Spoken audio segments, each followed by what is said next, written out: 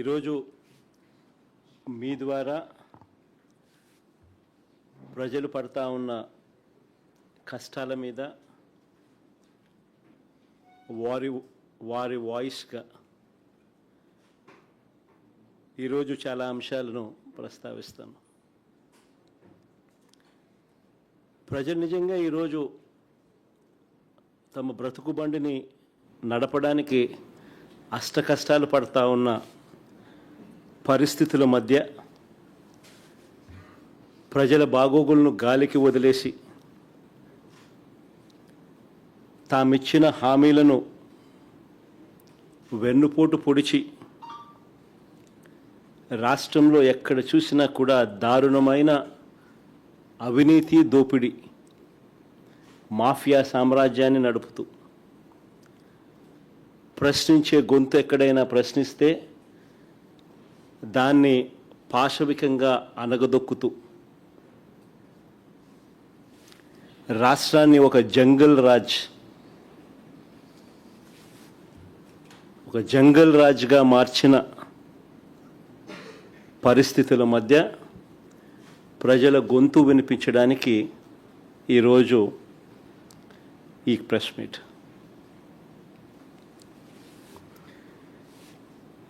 ఈ 2 ఏళ్ళు అవుతా ఉంది దాదాపుగా చంద్రబాబు నాయుడు గారు ప్రభుత్వం ఏర్పడి. ఈ 2 ఏళ్ళగా చంద్రబాబు నాయుడు గారు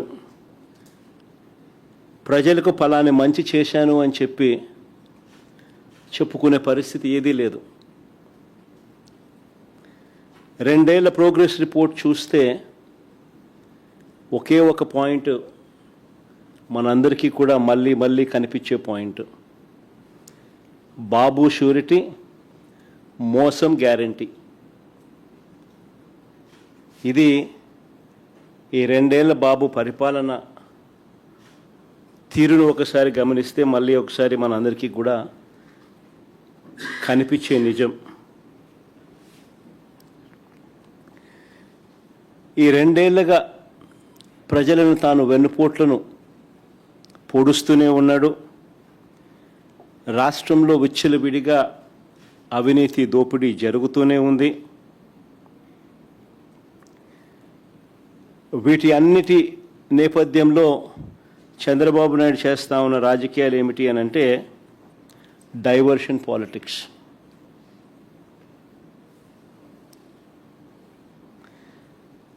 ఏ విషయంలో అయినా కూడా ఎవరైనా గట్టిగా తనను ప్రశ్నించే అంశం ఏదైనా బయటకు వస్తే వెంటనే ఆ టాపిక్ డైవర్ట్ చేసేందుకు వైఎస్ఆర్ కాంగ్రెస్ పార్టీ మీద, నా మీద ఇలా ఒక అడ్డగోలుగా ఆరోపణలు చేయడం, టాపిక్ను డైవర్ట్ చేయడం, ఇది మనం అంతా కూడా ఈ 2 ఏళ్ళగా జరుగుతూ ఉన్న script to screen play cinema చూస్తూనే ఉన్నాం.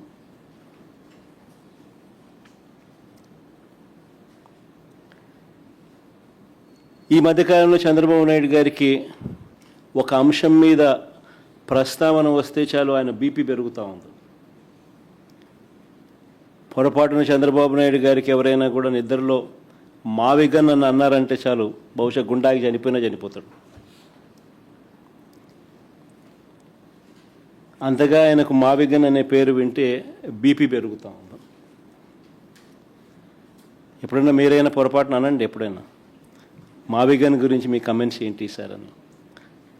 గుండె ఆగిపోకపోతే అదృష్టము, మిమ్మల్ని తిట్టకపోతే, వెంటనే మీ మీద బ్లాస్ట్ చేయకపోతే నిజంగా మీరంతా కరెక్ట్గా ఏ మేరకు అసెస్ చేస్తున్నారు చంద్రబాబు నాయుడు అని మీరే చెప్పగలుగుతారు. చంద్రబాబు నాయుడు గారు ముఖ్యమంత్రిగా ఉండడం నిజంగా రాష్ట్రం చేసుకున్న దురదృష్టం. చంద్రబాబు నాయుడు గారు అనే వ్యక్తి రాష్ట్రానికి ఎన్నటికీ కూడా రాజధాని లేకుండా చేస్తూ ఉన్నాడు. ఇప్పుడు కాదు, రాష్ట్రానికి ఫ్యూచర్లో కూడా రాష్ట్రానికి రాజధాని లేకుండా చేస్తూ ఉన్నాడు. ఆ లక్షల ఎకరాలలో అమరావతిలో కేవలం రోడ్లు, డ్రైనేజీలు, నీళ్లు, కరెంటు ఇటువంటి మౌలిక సదుపాయాలు ఇవ్వడానికే అక్షరాల 2 లక్షల కోట్లు ఖర్చు అవుతున్న పరిస్థితుల్లో ఆచరణకు సాధ్యం కాదని తెలిసి ఈరోజు చంద్రబాబు నాయుడు గారు తన స్కాముల కోసం మాత్రమే రాజధాని అని భ్రమలు కల్పిస్తూ రాష్ట్ర ప్రజలను మోసం చేస్తూ అడుగులు ముందుకు వేస్తూ ఉన్నాడు. సెల్ఫ్ ఫైనాన్స్ ప్రాజెక్ట్ అని ఇంతవరకు తాను చెప్పినవన్నీ కూడా దొంగ మాటలు అని చెప్పి తేలిపోయాయి. ఇప్పటికే అమరావతికి తెచ్చిన కమిట్ అయిన అప్పులు అక్షరాల 47,387 కోట్ల రూపాయలు. రాష్ట్ర ఖజానా నుంచి అంటే రాష్ట్ర బడ్జెట్ నుంచి మరో 9,200 కోట్లు ఖర్చు చేయబోతా ఉన్నట్టు చూపుతా ఉన్నారు.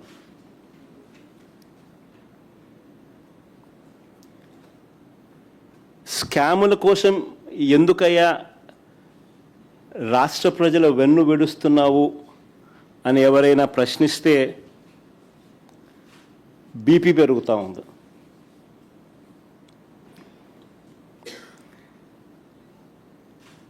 ప్రత్యామ్నాయంగా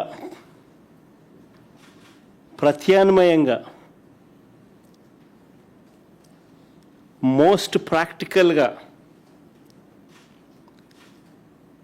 రాష్ట్ర పరిస్థితులను పూర్తిగా మనసులో పెట్టుకొని రాష్ట్రానికి ఒక రాజధాని ఉండాలి, రావాలి అన్న ఒక తాపత్రయంతో ప్రత్యామ్నాయంగా మచిలీపట్నం నుంచి విజయవాడ 70 కిలోమీటర్లు, విజయవాడ నుంచి గుంటూరు మరో 40 కిలోమీటర్లు, ఈ 110 కిలోమీటర్ల హైవేకు అటు ఇటుగా రాజధాని కారిడార్గా పెట్టమని మావిగన్ అని చెప్పి మేము ప్రతిపాదించినాం. మావిగన్ ప్రాంతంలో ఇప్పటికే మేము మా హయాంలో నాంది పలికిన పోర్టు శరవేగంగా మా హయాంలో పనులు కూడా జరిగాయి.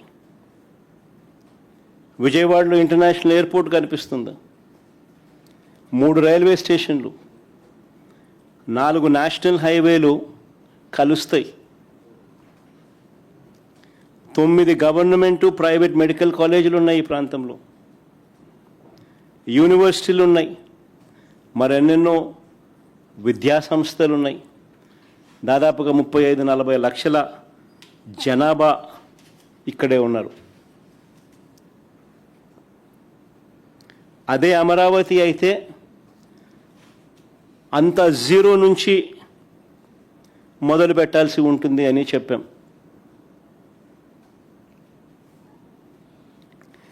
మేము ప్రతిపాదించిన మావిగన్కు ప్రజల్లో నుంచి మద్దతు వచ్చేసరికి ప్రజలందరూ కూడా ఇది కరెక్ట్ ఆలోచన, చంద్రబాబు నాయుడు గారు స్కాముల కోసం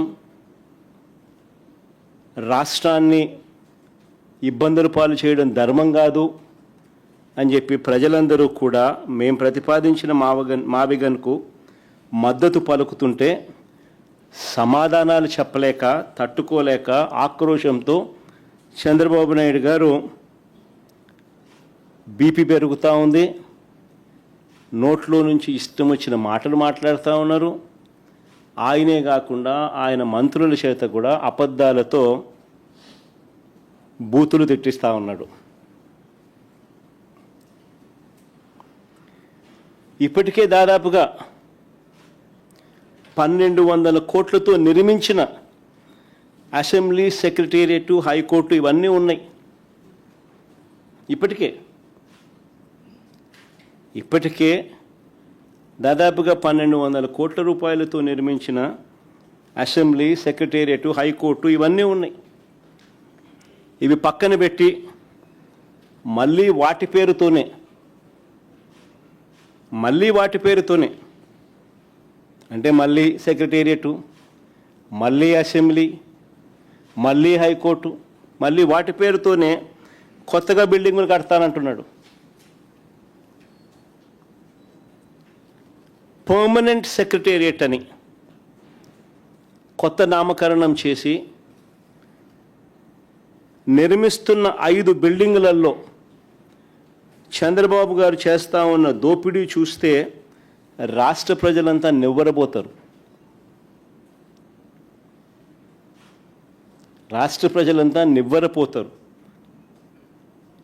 సెక్రటేరియట్ పేరుతో, పర్మనెంట్ సెక్రటేరియట్ అనే పేరుతో 5 బిల్డింగుల నిర్మాణంలో చంద్రబాబు నాయుడు గారు చేస్తూ ఉన్న దోపిడీని చూస్తే రాష్ట్ర ప్రజలు నివ్వరపోతారు. 2018లో ఇదే 5 టవర్ల కోసం 52,20,496 ఎస్ఎఫ్టీ బిల్టప్ ఏరియాతో ఇవే 5 బిల్డింగులు కట్టడానికి ఆ రోజు 2,271 కోట్లకు చంద్రబాబు గారు టెండర్లు ఖరారు చేసి అప్పగించారు. అప్పట్లో 2018లో ఈ లెక్కన ఒక్కో ఎస్ఎఫ్టీకి సుమారుగా అంటే 52,20,496 ఎస్ఎఫ్టీ అవే బిల్డింగులు, ఆ 5 బిల్డింగులు. వాటికి అప్పట్లో టెండర్లు ఆయన ఖరారు చేసింది 2,271 కోట్ల రూపాయలతో టెండర్లు ఖరారు చేశారు. ఈ లెక్కన ఒక్కో ఎస్ఎఫ్టీకి సుమారుగా అప్పట్లో 4,350 పడుతుంది. 2018 రేట్ల ప్రకారం అప్పటికి అది ఎక్కువ.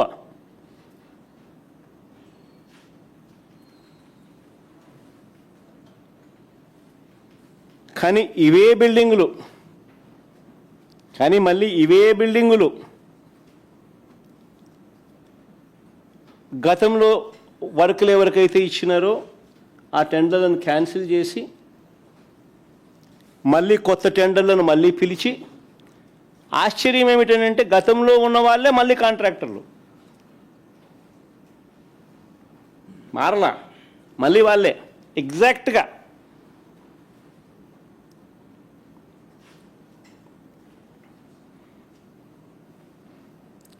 ఆ టెండర్లను రద్దు చేసి మళ్ళీ అవే కంపెనీలకే అవే పనులే ఇచ్చాడు. ఒక టైలర్ మేడ్ రిగ్గింగ్ పద్ధతిలో టెండర్లు ఈ కంపెనీలకు వచ్చేలా చేశాడు. దీని వెనుక ఉన్న మంత్రం ఏమిటో చెప్పమని అడుగుతూ ఉంటే మాత్రం చంద్రబాబు నాయుడు గారు చెప్పరు. కానీ బీపీ మాత్రం పెరుగుతూ ఉంటుంది ఈ ప్రశ్న అడిగినప్పుడు మాత్రం. ఇవే 5 బిల్డింగులకు సంబంధించి ఇప్పుడు ఇచ్చిన ఈ 5 బిల్డింగులకు సంబంధించి ఇది బాగా ఇంట్రెస్టింగ్గా ఉంటుంది. ఇప్పుడు మీరు కొద్దిగా అటెన్షన్ పెట్టి వినండి. ఇవే 5 బిల్డింగులకు సంబంధించి కేవలం స్ట్రక్చర్ కోసమే, బిల్డింగ్ పూర్తి కాదు, కేవలం స్ట్రక్చర్ కోసమే ఇవే 5 బిల్డింగులకు ఇప్పటికీ 4,354 కోట్ల రూపాయలకు ఫైనలైజ్ చేసినారు.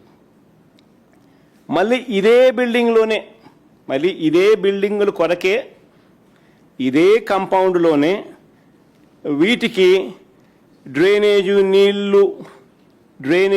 నీళ్లు ఇతర ఇన్ఫ్రా కోసం అని చెప్పి మరో 1,053 కోట్లకు ఫైనలైజ్ చేశారు.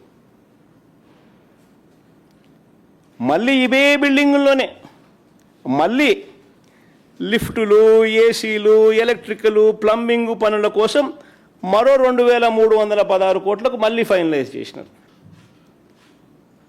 మళ్ళీ అంతటితో ఆగిపోలే, బిల్డింగ్ పూర్తి కాల.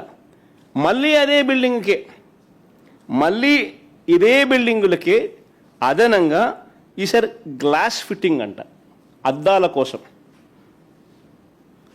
ఏకంగా మరో 2,540 కోట్లు. ఆ 5 బిల్డింగులకు అద్దాలు వేయడానికి 2,540 కోట్లు మళ్ళా కట్టబెట్టారు. మళ్ళా సేమ్ కాంట్రాక్టర్లకే, సుమా ఒక్కొక్కరికి ఒక్కొక్క కాంట్రాక్టర్ కాదు, ఒక్కొక్క పనికి ఒక్కొక్క కాంట్రాక్టర్ కాదు, మళ్ళీ వాళ్ళకే అన్నీ. ఈ బిల్డింగులకు డిజైన్ చేయడానికి మళ్ళీ 401 కోటి ఈ బిల్డింగులకు డిజైన్స్ ఇవ్వడానికి మళ్ళీ 401 కోటి. వెరసి ఈ 5 బిల్డింగులకు అయ్యే ఖర్చు ఏకంగా 10,665 కోట్లు. అంటే స్క్వేర్ ఫీట్కి ఈ 52,20,496 SFT ఏదైతే ఉందో స్క్వేర్ ఫీట్కు వెరసి ఈ 10,665 కోట్లు, స్క్వేర్ ఫీట్కు వెరసి 20,427 రూపాయలు per square feet cost of construction. మా మధు అక్కడే ఉన్నాడు, ముక్కును లేలేసుకుంటా ఉన్నాడు పక్కనే.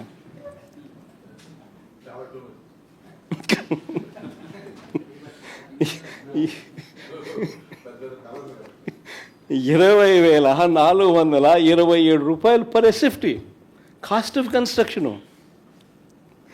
మళ్ళీ వీటిలో ఇంటీరియర్లు లేవు, ఇంటీరియర్స్ వేరే. మళ్ళా వాటిలో ఇంటీరియర్సు, వాటి ఫర్నిచరు ఇవన్నీ వచ్చి పూర్తయ్యేసరికి బహుశా ₹30,000 ₹40,000 పర్ ఎస్ఎఫ్టీకి తెగుతుంది. మళ్ళీ అవన్నీ కూడా వచ్చి అవి కూడా కంప్లీట్ చేసేసరికి ఈ మాదిరిగా దోచేస్తూ ఉన్నారు. మళ్ళీ ఇంకా ఆశ్చర్యం ఏమిటో తెలుసా, ఇక్కడ కన్స్ట్రక్షన్లకు ఈ బిల్డింగులకు ఇసుక ఫ్రీ.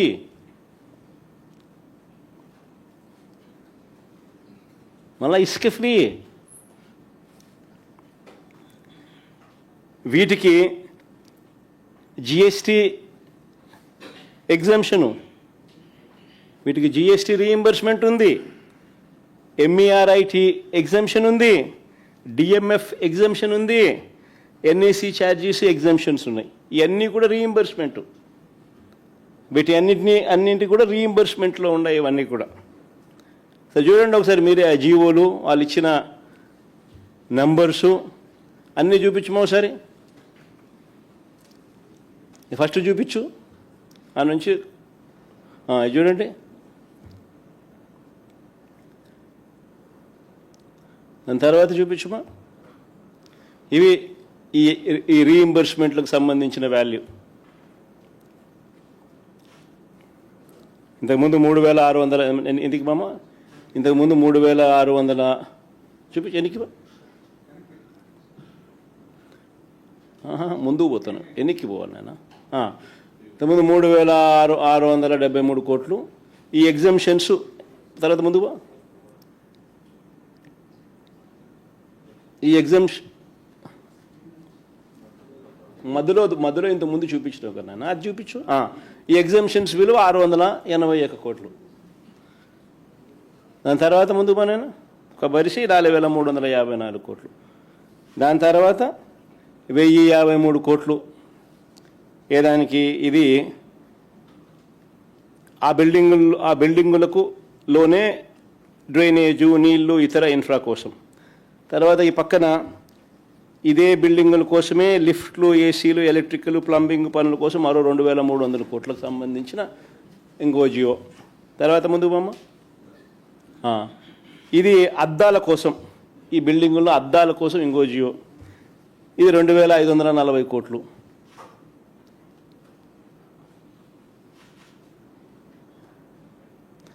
ఈ మాదిరిగా లూటీ జరుగుతూ ఉంది.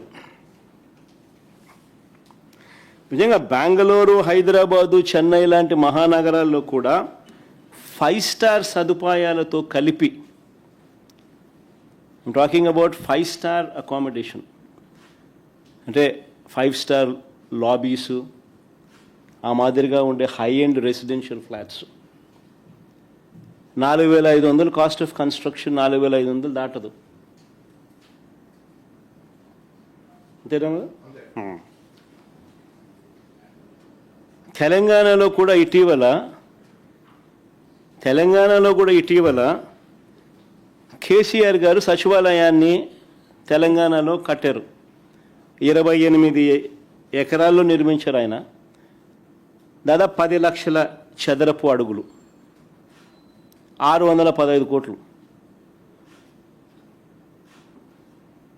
నేను అట్టేసుకున్న 6,000 రూపాయలే. కేసీఆర్ కూడా కన్ను చెదురుతాయి 20,427 రూపాయలు అంటే.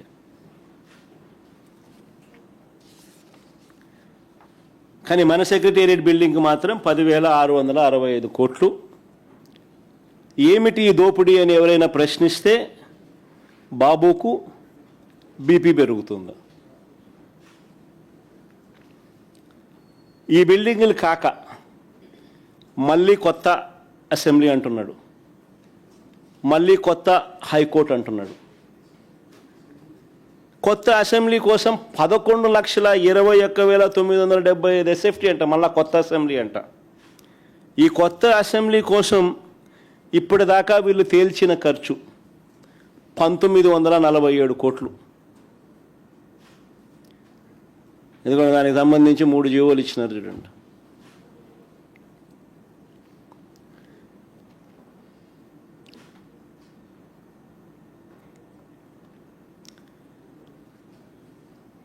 అంటే స్క్వేర్ ఫీట్కు 17,356 రూపాయలు పడినట్టు.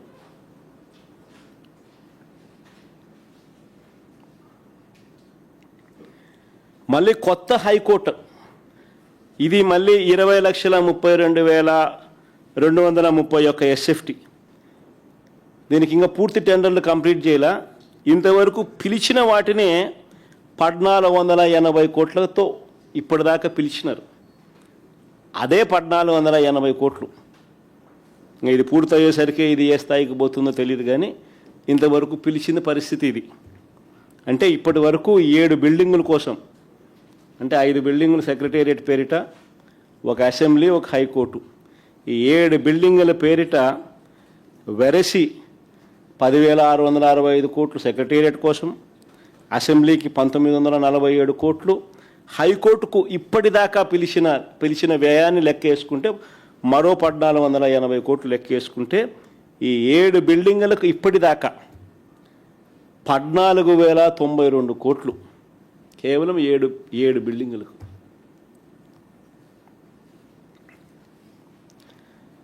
నిజంగా ఇది బిల్డింగుల వరకు పరిస్థితి ఇట్లుంటే, ఇక రోడ్లు చూస్తే నిజంగా మళ్ళీ కళ్ళు చెదురుతాయి. అమరావతిలో వేసే రోడ్ల స్కాములు చూస్తే దేశంలో ఎక్కడ కూడా హైవేలు వేసినా కూడా కిలోమీటర్కి అయ్యే ఖర్చు ఎంత అని చెప్పి ఈ మధ్యకాలంలోనే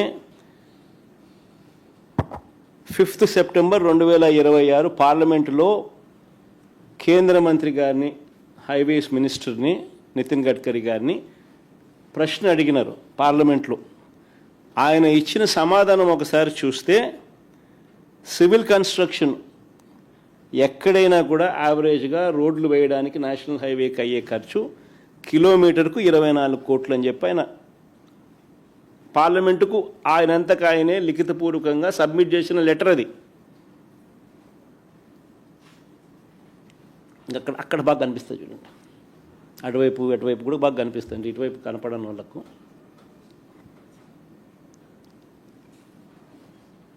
కానీ మన అమరావతిలో ఎంత తెలుసా కిలోమీటర్ ఖర్చు?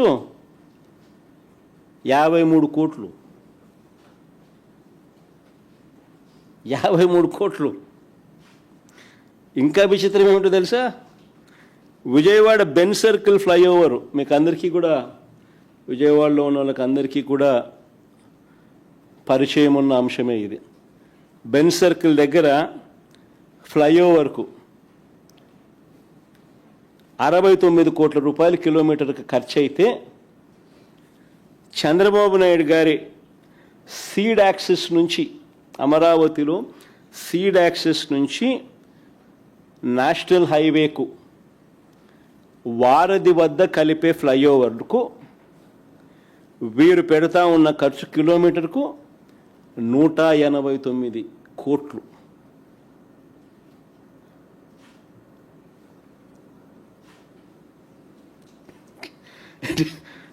నిజంగా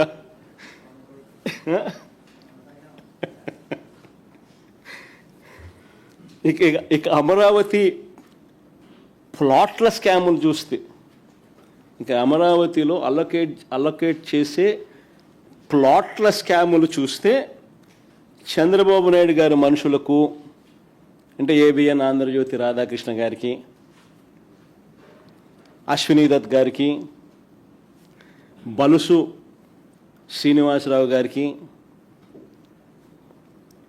బెజవాడ రమేష్ గారికి, ఇలాంటి వారికి, వీరి కాక తన బినామీలకు, ఇలాంటి వారికి అమరావతిలో రోడ్ల పక్కన విలువైన రిటర్నబుల్ ప్లాట్స్ ఇస్తారు.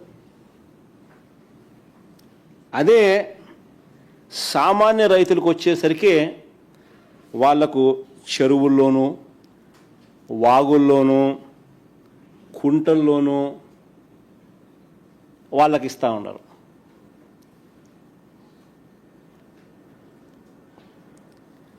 అసలు ఏమిటి అన్యాయము? మొదట తీసుకున్న 50,000 ఎకరాలకే దిక్కు లేదని రైతులు అంటూ ఉంటే, ఇది పరిస్థితి అని రైతులు అంటూ ఉంటే, ఈ 50,000 ఎకరాలు సరిపోవని ఇంకొక 50,000 ఎకరాలకు రైతులను ఇబ్బందుల పాలు చేస్తూ, వాళ్ళు ధర్నాలు చేస్తూ ఉన్నా కూడా లెక్క చేయకుండా వారి దగ్గర నుంచి బలవంతంగా లాక్కునే కార్యక్రమం జరుగుతూ ఉంది ఇప్పుడు. నిజంగా బాధ్యత గల ప్రతిపక్షంగా మేము ఇవన్నీ కూడా చంద్రబాబు నాయుడు గారిని ప్రశ్నిస్తూ ఆధారాలతో సహా బయట పెడతా ఉన్నసరికే చంద్రబాబు నాయుడు గారు బీపీ పెరుగుతూ ఉంది, ఇష్టం వచ్చినట్టుగా తిడతా ఉన్నాడు, అబద్ధాలు చెప్తా ఉన్నాడు, అబద్ధాలతో తిట్టిస్తూ ఉన్నాడు. ఆయన మంత్రులు అందరూ కూడా ఆ తిట్టించే కార్యక్రమం ఏ స్థాయికి పోతా ఉంది అని అంటే, అబద్ధాలు చెప్పే కార్యక్రమాలు, కుట్రలు చేసే కార్యక్రమాలు ఏ స్థాయికి పోతా ఉన్నాయి అని అంటే,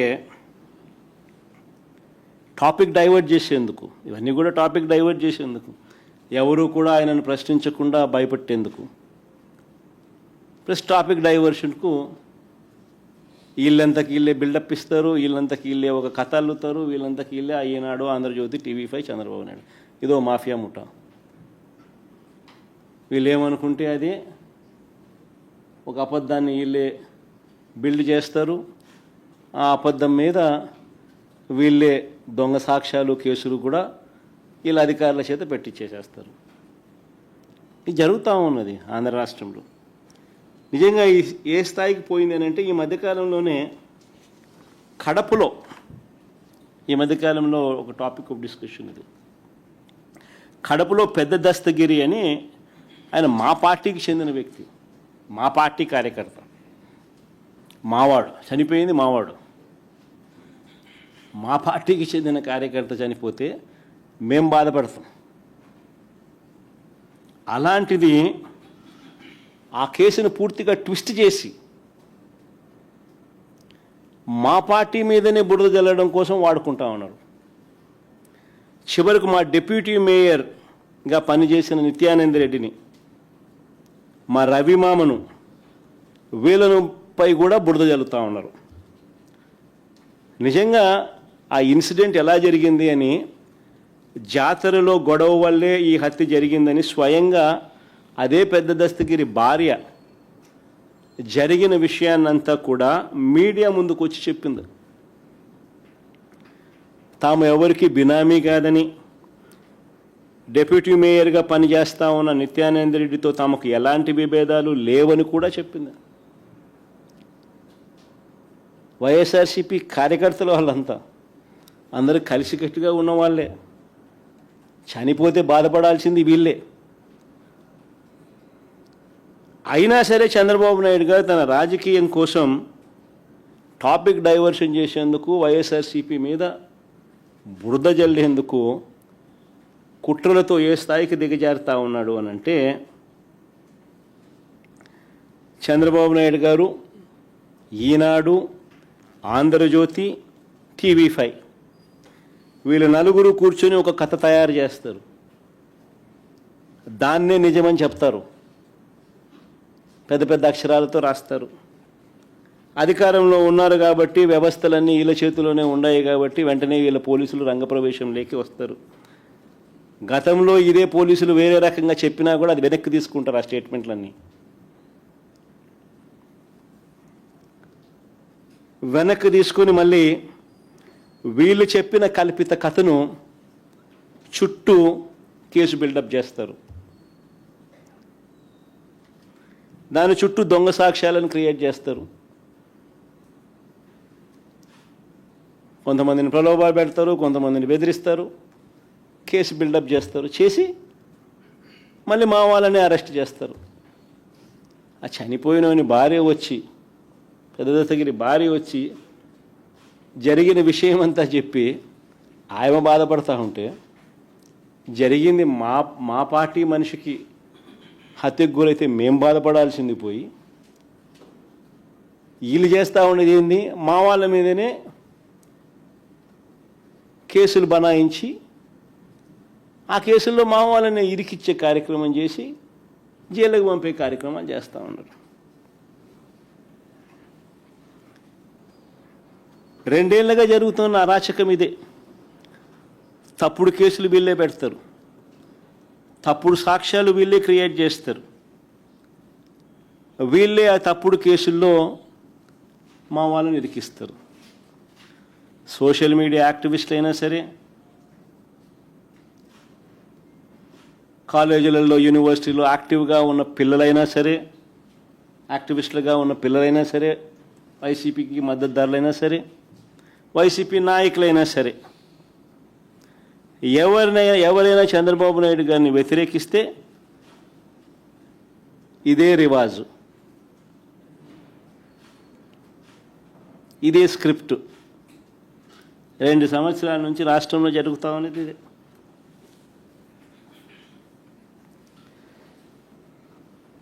నేను అడుగుతా ఉన్నా అసలు చంద్రబాబు నాయుడు గారిని, అసలు అయ్యా చంద్రబాబు, అసలు ఎవరిదయ్యా గొడ్డలి పార్టీ అని చంద్రబాబుని సీరియస్గా క్వశ్చన్ చేస్తూ ఉన్నా. ఎవరిదయ్యా గొడ్డలి పార్టీ? ఎవరిదయ్యా గన్ కల్చర్? ఎవరిదయ్యా హత్యా రాజకీయాలు? ఎవరిది హత్యా రాజకీయాల సంస్కృతి అని అడుగుతా ఉన్నా. ఇదే చంద్రబాబు నాయుడు గారిని సూటిగా. మా కుటుంబంలో ముగ్గురు, మా తాతగారు, మా నాన్నగారు, మా చిన్నాన్నగారు, ముగ్గురు బలైపోయారు. మేం బాధితులం.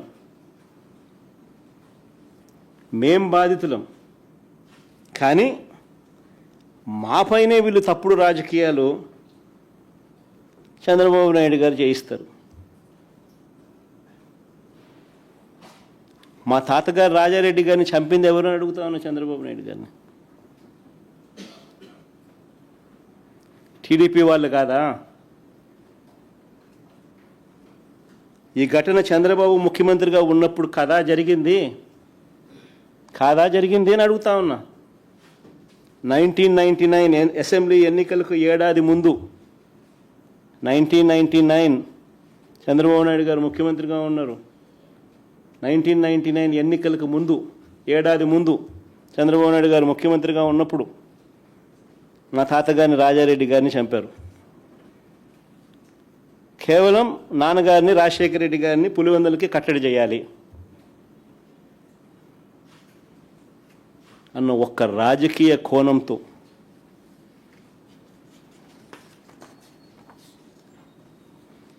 ఆ కేసులో దోషులను బరితెగించి హైదరాబాద్ తెలుగుదేశం పార్టీ సెంట్రల్ ఆఫీస్లో ఎన్టీఆర్ ట్రస్ట్ భవన్లో పెట్టి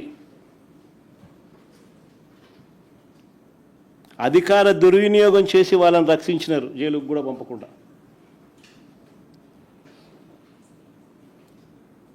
మరి ఇది ఎవరిదయ్యా క్రిమినల్ బ్రెయిన్ చంద్రబాబు గారు అని అడుగుతాను. ఎవరిదయ్యా క్రిమినల్ బ్రెయిన్ అని అడుగుతాను చంద్రబాబు నాయుడు గారిని. మా నాన్నగారి విషయంలోనూ అంతే.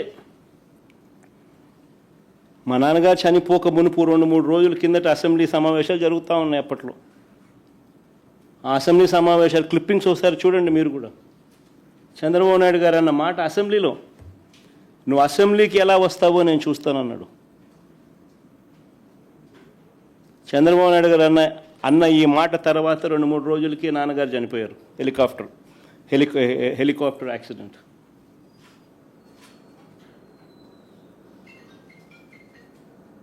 ఇప్పటికీ కూడా దీనికి సంబంధించి నివృత్తి కాని అంశాలు ఎన్నో ఉన్నాయి.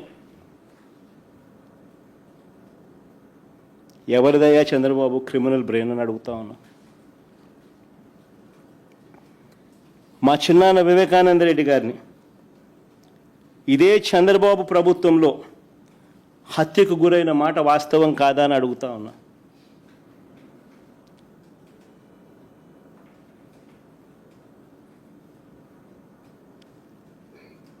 వైసీపీ పార్టీ కోసం, అవినాష్ రెడ్డి కోసం తాను క్యాంపెయిన్ చేస్తూ ఉన్నాడు.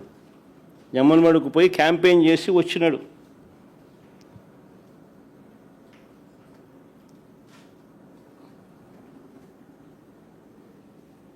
పైగా తానే వివేకం చిన్నానని హత్య చేశానంటూ సాక్షాత్తు టీవీలో లైవ్ టీవీ షోలో చెలరేగిపోయి విచ్చలవిడిగా మాట్లాడిన ఈ దస్తగిరి అనే వ్యక్తి, చంపిన వ్యక్తి, నేనే చంపాను అని చెప్పి విచ్చలవిడిగా చెలరేగిపోయి మాట్లాడాడు టీవీ లైవ్ షోలో ఈ దస్తగిరి అనే వ్యక్తి. ఇవాళ స్వేచ్ఛగా పోలీసుల వత్తాసుతో దర్జాగా కారులో తిరుగుతూ ఉన్నాడు. జైల్లో ఉండాల్సిన వ్యక్తి దర్జాగా కారులో తిరుగుతూ ఉన్నాడు ఈరోజు.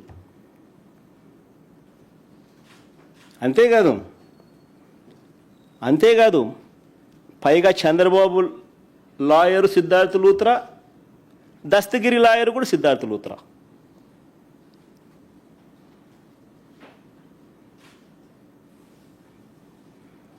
మరి ఎవరిదయా చంద్రబాబు క్రిమినల్ బ్రెయిన్ అని అడుగుతా ఉన్నా.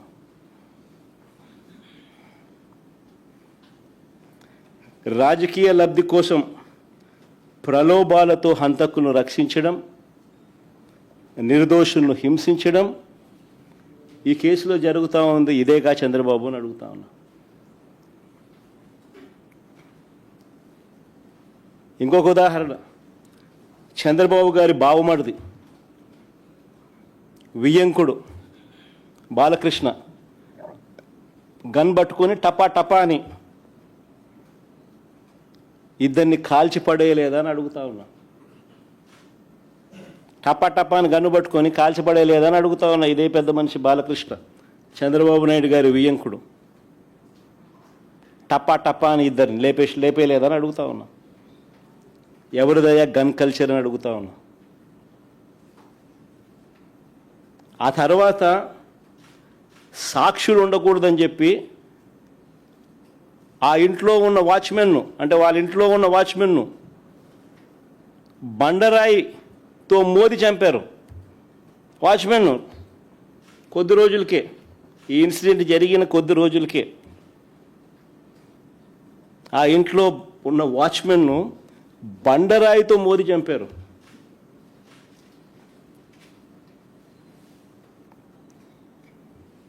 ఇంకొక ఇన్సిడెంట్, పాపం ఎన్టీఆర్ గారి అబ్బాయి హరికృష్ణ గారు యాక్సిడెంట్లో ఆయన చనిపోతే పరామర్శ కోసం అని చెప్పి పోయి చంద్రబాబు నాయుడు గారు పోయి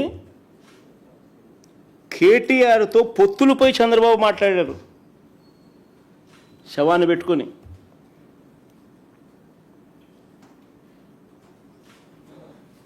మరి ఎవరిదయ్యా శవరాజకీయాలని అడుగుతా ఉన్నా.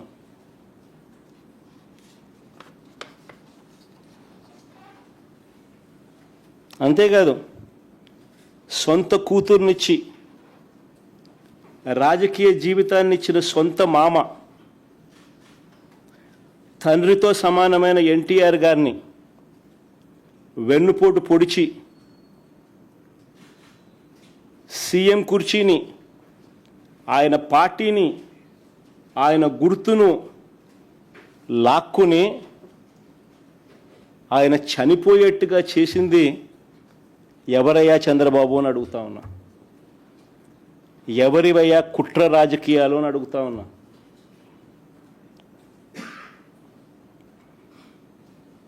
మరో ఇన్సిడెంట్, వంగవీటి మోహన్ రంగారావు గారు ఒక టైగర్. ఆయన ఎలా చనిపోయారు?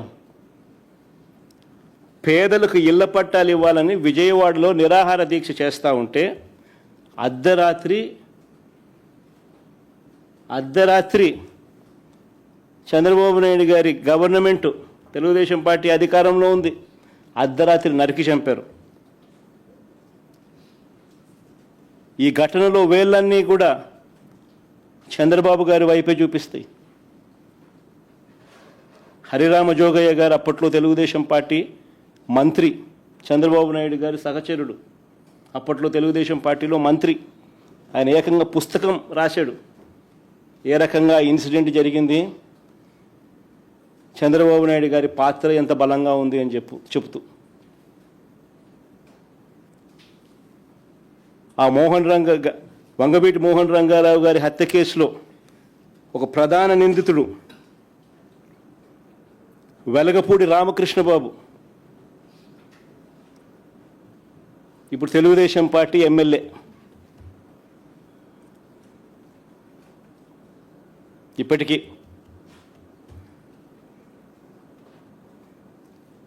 ఇంకా ముందుకు పోదాం. హత్య రాజకీయాలు ఎవరియో, కుట్ర రాజకీయాలు ఎవరియో, శవ రాజకీయాలు ఎవరియో, ఇవన్నీ కూడా ప్రజలందరికీ కూడా తేటతెల్లమవుతూ ఉన్నాయి. ఎన్టీఆర్ గారి మీద దాడి చేసిన కేసులో మల్లెల బాబ్జీ అనే వ్యక్తిని పోలీసులు అరెస్ట్ చేశారు. కొన్నాళ్ళ తర్వాత అతను ఒక లాడ్జీలో డెడ్ బాడీగా మారారు. డెడ్ బాడీగా మారిన ఆయన తన జోబీలో ఒక లెటర్ దొరికింది పోలీసులకు. ఆ లెటర్ సారాంశం ఏమిటంటే తనకు 3 లక్షలు ఇస్తానని చెప్పి చివరికి 30,000 ఇచ్చారని దాని సారాంశం. అసలు ఎన్టీఆర్ మీద దాడి కోసమే డబ్బులు ఇచ్చారా, అది నిజమైతే ఇచ్చింది ఎవరు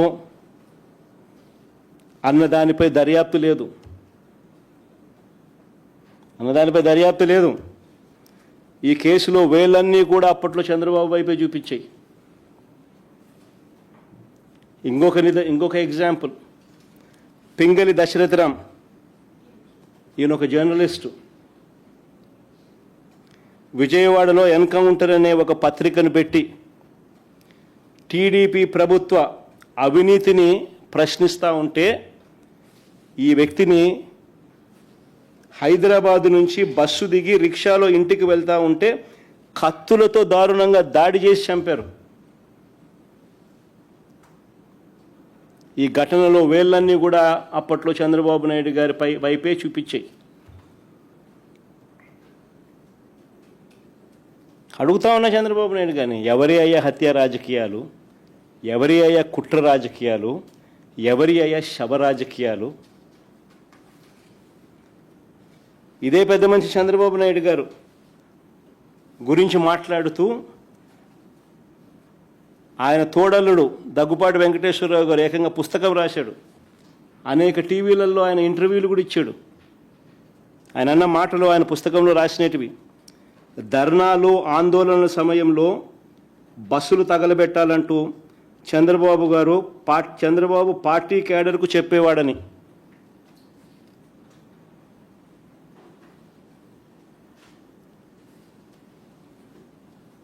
బస్సులు తగలబెట్టకపోతే ఆ ధర్నాలు కావంట. నేను కాదనింది ఈ మాటలు.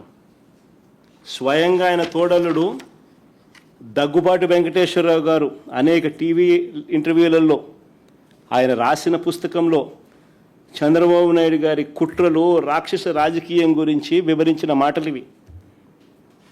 హరిరామ్ జోగయ్య గారి గురించి కూడా నేను ఇంతకు ముందే చెప్పా. ఆయన కూడా చంద్రబాబు నాయుడు గారితో సహచరుడు, మంత్రి.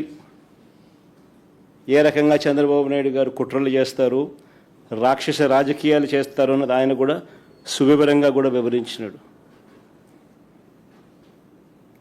హత్యలతోనూ, వెన్నుపోట్లతోనూ, శవాలతోనూ, కుట్రలతోనూ రాజకీయాలు చేసింది చేస్తున్నది చంద్రబాబు అయితే విలువలు, విశ్వసనీయత, మాటకు కట్టుబడి రాజకీయాలు చేస్తూ ఉన్నది మేము. గర్వంగా కూడా చెప్తా ఉన్నాను నేను ఈ మాట. వైఎస్ఆర్ కాంగ్రెస్ పార్టీ జగన్ గురించి నేను ఒకటే గర్వంగా కూడా చెప్తా ఉన్నా.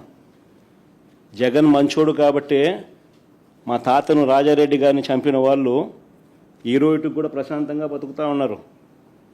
జగన్ చెడ్డోడైనంటే వాళ్ళంతా బతుకుండే వాళ్ళ.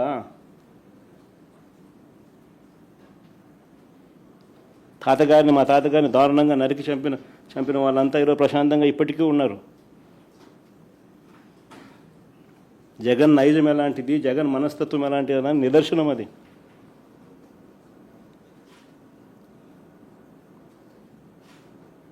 వారికి ఎప్పటికీ ఏమీ కాదు. ఎందుకనంటే మాకు నేర్పించింది రాజకీయాలు ఎలా చేయాలని మాకు నాన్న నేర్పించింది హత్యలు చేయమని కాదు, చంద్రబాబు నాయుడు గారి మాదిరి ప్రజలకు మంచి చేసి మంచి పేరు తెచ్చుకొని రాజకీయాలు చేయాలని. అది చంద్రబాబుకు మాకు ఉన్న డిఫరెన్స్. రాజకీయాల్లో ఎవరికి కుట్రలు అవసరమో, ఎవరికి కుట్రలు, గొడ్డళ్ళు, గుణపాలు అవసరమో ప్రజలకు బాగా తెలుసు.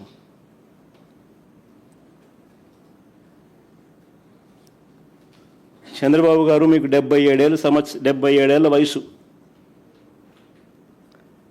బహుశా మీకు ఇది లాస్ట్ ఎలక్షన్ ఏమో. 77 ఏళ్ళ వయసు, ఎలక్షన్లు వచ్చేసరికి 80 ఏళ్ళు.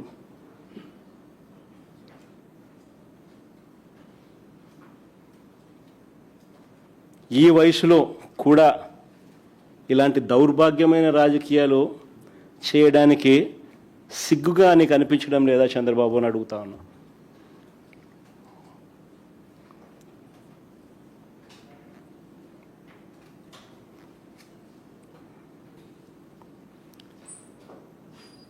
చంద్రబాబు నాయుడు గారి హయాంలో ఈ 2 ఏళ్లలోనే వైసీపీ కార్యకర్తలను ఏ మాదిరిగా దారుణంగా చంపిన ఘటనలు ఎలా ఉన్నాయో ఒకసారి గమనించండి. వెనుకొండలో 24 జూలై 17, 2024 వైఎస్ఆర్సీపీ నేత రషీద్ ఎంత దారుణంగా చంద్రబాబు నాయుడు గారు నడి రోడ్డు మీద నరికి చంపించే కార్యక్రమంలో ప్రోత్సహించినాడో ఈ ఫోటోలు చూస్తే అర్థమవుతుంది. కానీ ఇంకా ముందుకు పోమ్మ. నడి రోడ్డు మీద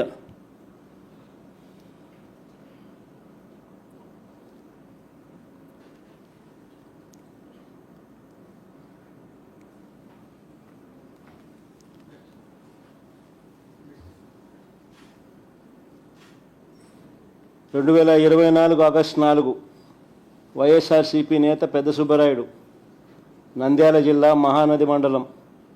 మహానంది మండలం సీతారాంపురం. నేను కూడా పోయిన చనిపోయిన తర్వాత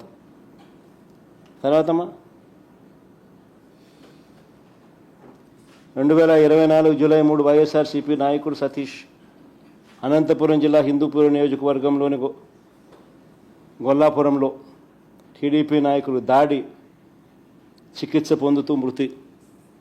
ఇంకా ముందు అమ్మ. 2025 ఏప్రిల్ 29 వైఎస్ఆర్సీపీ కార్యకర్త పెద్ద రఫీ నెల్లూరు జిల్లా నాగాయగుంట పోలినాయుడు చెరువు గ్రామం. 2026 జనవరి 16 వైఎస్ఆర్సీపీ కార్యకర్త మందా సోలమన్ పల్నాడు జిల్లా మాచవరం మండలం పిన్నెలి. ఇంకా ముందు అమ్మ. 2024 ఆగస్టు 18 వైఎస్ఆర్సీపీ కార్యకర్త కూనా ప్రసాద్ శ్రీకాకుళం జచ్చర్ల మండలం ఫరీదుపేట గ్రామం. ఇంకా ముందు అమ్మ. ఇవన్నీ కూడా చంద్రబాబు నాయుడు గారి ఇప్పటి హయాంలో ఏ రకంగా చంద్రబాబు నాయుడు గారు హత్యలు చేయిస్తూ ఉన్నాడు, కుట్రలు చేయిస్తూ ఉన్నాడు, శవ రాజకీయాలు చేయిస్తూ ఉన్నాడు, ఎవరి గొడ్డలి పార్టీ ఎవరి గొడ్డలి పట్టుకొని ఇవన్నీ చేయిస్తూ ఉన్నాడు అనే దానికి నిదర్శనాలు ఇవన్నీ. ఈరోజు రాష్ట్రంలో జరుగుతూ ఉన్నది జంగల్ రాజ్, హత్యా రాజకీయాలు.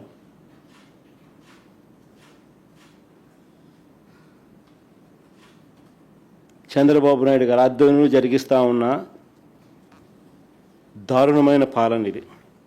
నేను అడుగుతా ఉన్నా ఇదే చంద్రబాబు నాయుడు గారిని, ఎప్పుడు ఏ ఇన్సిడెంట్ జరిగినా కూడా, ఎప్పుడు చంద్రబాబు నాయుడు గారు ఇబ్బందికర పరిస్థితుల్లోకి పోయే పరిస్థితి ఎప్పుడు వచ్చినా కూడా వెంటనే టాపిక్ డైవర్ట్ చేసేందుకు ఆయనతో పాటు ఆయన మంత్రులు ప్రజలకు ఈ వర్షన్ పోకూడదు, ప్రజలకు ఈ వివరాలు తెలియకూడదు అని డైవర్ట్ చేసే కార్యక్రమంలో భాగంగా అడ్డగోలుగా ఒక టాపిక్ తీసుకొస్తారు, ఒక అబద్ధాన్ని తీసుకొస్తారు, ఒక అబద్ధానికి రెక్కలు కడతారు, సృష్టిస్తారు, దాని మీద ఇష్టం వచ్చినట్టుగా మాట్లాడతారు. అసలు ఇంకొక విస్తుగొలిపే విషయం ఇంకొకటి కూడా. ఈ మధ్యకాలంలోనే మొన్న ఈనాడులో ఫ్రంట్ పేజీలో చూసిన జోగి రమేష్ ఫోటో. నాకు ఆశ్చర్యం అనిపించింది. అసలు ఏంది 89 మంది సాక్షులు అంట విచారించింది, సంథింగ్ లైక్ దట్. అసలు మా పార్టీకి చెందిన మనిషి జోగి రమేష్ మంత్రి, మేము ప్రతిపక్షంలో ఉన్నాం, చంద్రబాబు నాయుడు గారి ప్రభుత్వం ఇప్పుడు అధికారంలో ఉంది. అలాంటిది చంద్రబాబు నాయుడు గారి హయాంలో కల్తీ మద్యం చేస్తూ చేసే వాళ్లకు పోలీసులకు మధ్య లావాదేవీలలో తేడా వచ్చి ఈ విషయం బయటకు వచ్చింది. చంద్రబాబు నాయుడు గారు ముఖ్యమంత్రి, ఆయన హయాంలో జరుగుతూ ఉన్న కల్తీ మద్యం ఫ్యాక్టరీలు, ఆయన ప్రభుత్వం వచ్చి 1.5 సంవత్సరం తర్వాత బయటపడ్డ ఈ విషయాలు. తంబళ్ళపల్లెలో చంద్రబాబు నాయుడు గారి తరపున పోటీ చేసిన వ్యక్తి, టీడీపీకి పోటీ చేసిన వ్యక్తి జయచంద్రారెడ్డి, ఆయన ఆధ్వర్యంలో ఆయన సన్నిహితులు, ఆయన పిఏలు, వీళ్ళందరి ఆధ్వర్యంలో కల్తీ మద్యం తయారు చేస్తూ పోలీసులు రేడ్ చేస్తే దొరికినారు. చేసింది ఉన్నది చంద్రబాబు ముఖ్యమంత్రి హయాము, చేసినది చంద్రబాబు నాయుడు గారి పార్టీకి కంటెస్ట్ చేసిన ఎమ్మెల్యే క్యాండిడేట్. కానీ కేసేమో మా జోగి రమేష్, విజయవాడ మచిలీపట్నం, విజయవాడ ఇబ్రాహీంపట్నం జోగి రమేష్, ఈయన మీద కేసు. నిజంగా మనుషుల్లో మానవత్వం అనేది ఎక్కడైనా ఉండాలా? ఒక అబద్ధానికి రెక్కలు కడుతున్నారు, ఇష్టం వచ్చినట్టుగా ఇరికిచ్చే కార్యక్రమాలు చేస్తూ ఉన్నారు. 83 రోజులు జోగి రమేష్ను బీసీ నాయకుడని కూడా చూడకుండా జైల్లో పెట్టినారు ఈ తప్పుడు కేసులో.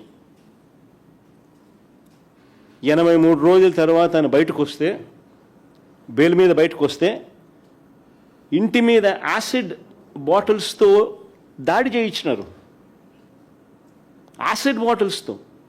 నేను ఆ ఇంటికి కూడా పోయి యాసిడ్ బాటిల్స్తో జరిగిన దాడిలో ఇండ్లు ఏ రకంగా కాలింది, యాసిడ్ మరకలతో సహా చూపించిన. యాసిడ్ బాటిల్స్తో దాడి చేసిన తెలుగుదేశం వాళ్ళను స్టేషన్ బెయిల్ ఇచ్చి పంపించినారు. పోలీసుల సమక్షంలో జరిగింది ఇది. మళ్ళీ ఈరోజు ఛార్జ్షీట్ ఫైల్ చేసినారని విన్నా. 89 మంది సాక్షులట జోగి రమేష్ పేరు చెప్పింది. నిజంగా ఎంత దారుణంగా బిల్డప్ చేస్తూ ఉన్నారు కేసులు అని చెప్పడానికి ఇంతకన్నా నిదర్శనాలు ఉండవు. కుట్రలు, కుతంత్రాలు, హత్య రాజకీయాలు, ఇరికిచ్చడాలు, ప్రలోభాలు పెట్టడాలు, బెదిరించడాలు ఇవన్నీ జరుగుతూ ఉన్నాయి.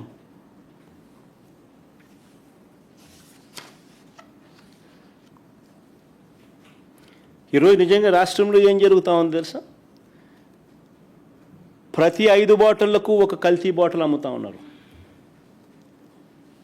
రాష్ట్రానికి రావాల్సిన ఆదాయం పెరగడంలా.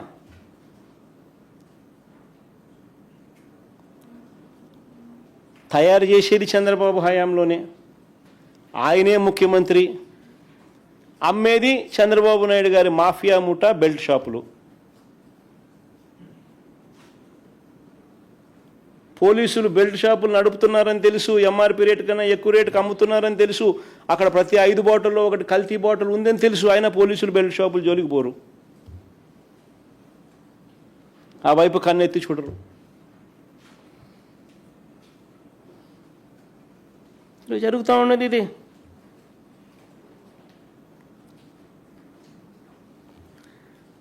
ఇంకొక ఇన్సిడెంట్, గుంటూరు జిల్లా పొన్నూరు నియోజకవర్గం. ఇది నిజంగా చాలా దారుణమైన ఘటన. ఇంకొకటి, ఈ మధ్యకాలంలో మన కళ్ళు ఎదుటే జరుగుతూ ఉంది. భావి సమాజం మొత్తం దీన్నంతా కూడా నిజంగా ఖండించాల్సిన అవసరం ఉన్న అంశం. పొన్నూరు నియోజకవర్గంలో మామిళ్ళపల్లెలో కాపు సామాజిక వర్గానికి చెందిన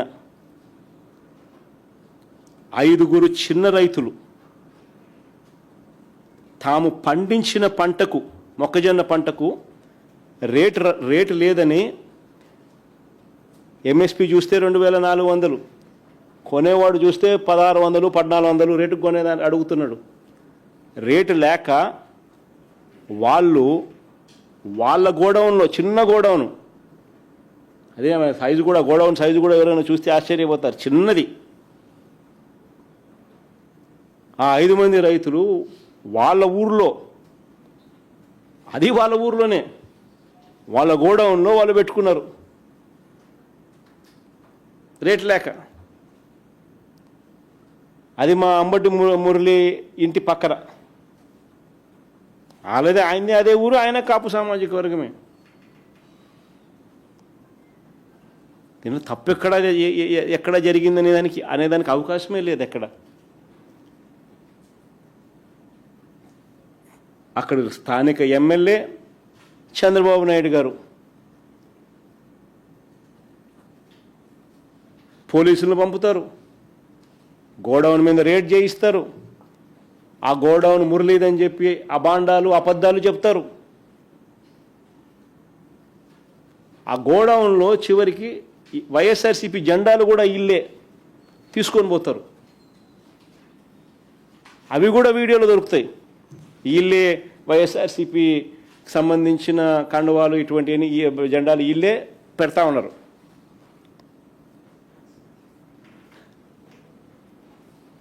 మొక్కజొన్న నిల్వ చేశారంటూ గోడౌన్ సీజ్ చేసినారు. నాకు ఆశ్చర్యం అనిపిస్తుంది. సీజ్ చేయడం ఏంది స్వామి?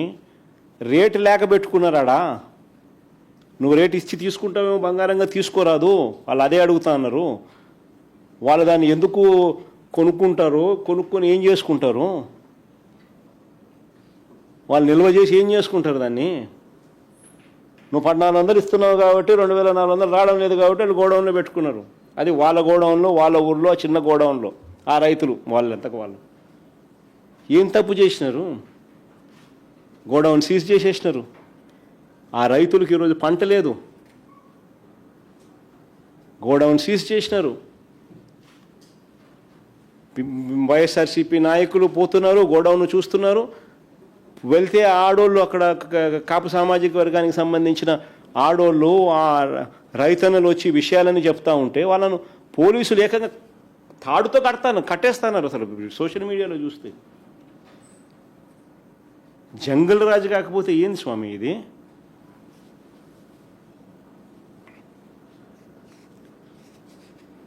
దొంగ కేసులు, తప్పుడు సాక్ష్యాలు,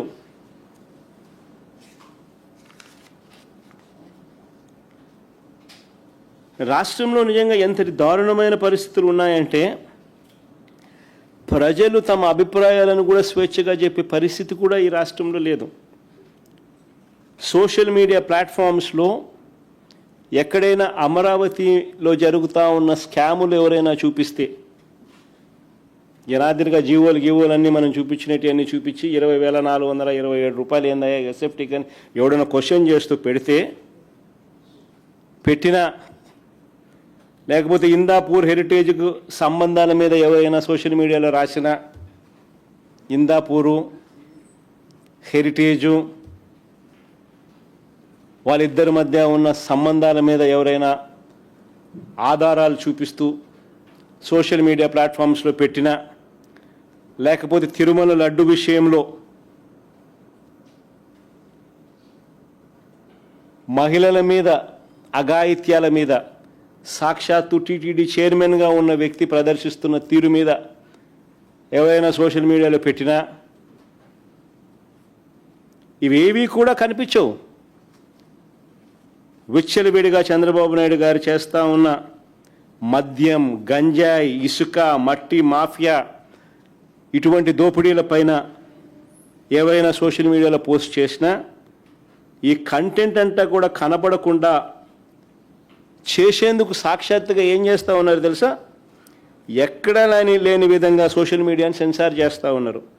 సోషల్ మీడియా పోస్టులపై చంద్రబాబు నాయుడు గారే తన కార్యకర్తలతో తప్పుడు కేసులు పెట్టిస్తూ ఉన్నారు. కుప్పంలో పోయి కేసులు పెట్టిస్తాడు,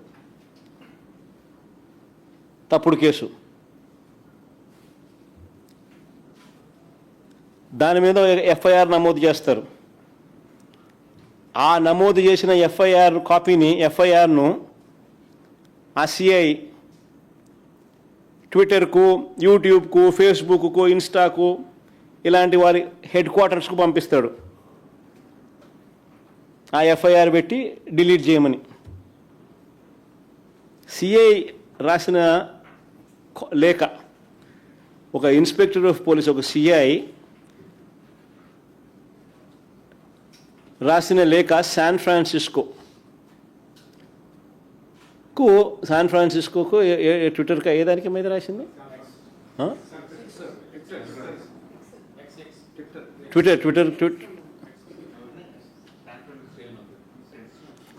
ఎక్స్లో తాను పెట్టిన, ట్విట్టర్కు తాను పెట్టిన రాసిన లేఖ. ఆ లేఖ ఒకసారి సారాంశం ఒకసారి చదివితే, ఆ లేఖలో ఆయన రాసిన ఆయన చదివితే ఏమంటాడు?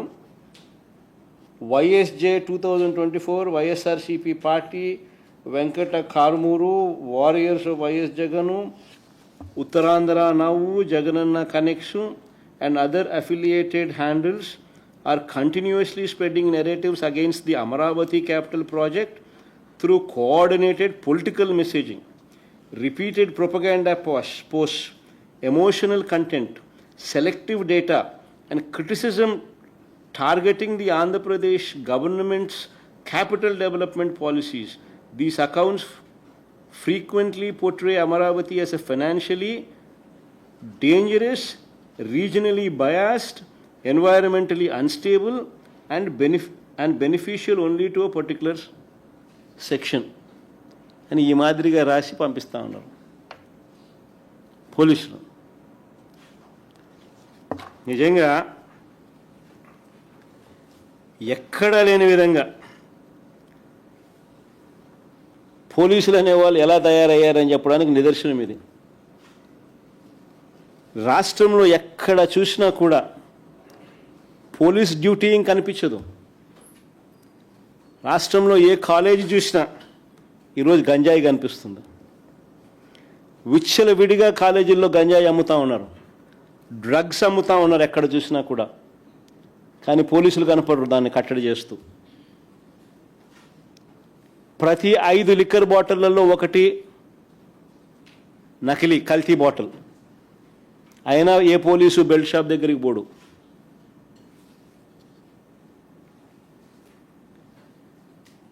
పోలీసులు చేసేది ఏమిటి అని అంటే తప్పుడు కేసులు పెట్టడం. చంద్రబాబు నాయుడు గారికి వ్యతిరేకంగా ఎవరు మాట్లాడినా కూడా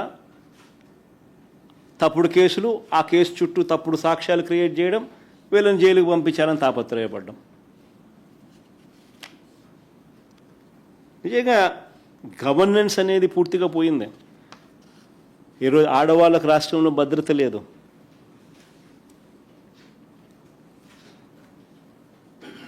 పోలీస్ బేసిక్ రెస్పాన్సిబిలిటీస్ అన్నీ కూడా ఎప్పుడో మర్చిపోయిన పరిస్థితులు. మా హయాంలో దిశ అని తీసుకొచ్చి ఏ తల్లికైనా కూడా, ఏ పాపకైనా కూడా, ఏ అట్రాసిటీ జరిగినా కూడా ఫోన్ చేస్తే 10 నిమిషాల్లో పోలీసు పోయేటోడు. వెంటనే ఫోన్ వచ్చేది, ఏమైందమ్మా అని. గ్రామ స్థాయిలోనే, గ్రామ సచివాలయంలోనే పోలీస్ కానిస్టేబుల్, మహిళా పోలీస్ వెంటనే రెస్పాండ్ అయ్యేవాళ్ళు, జరక్క మునిపి ఆపేవాళ్ళు. ఈరోజు ఎవడు పట్టించుకునేటోడు లేడు.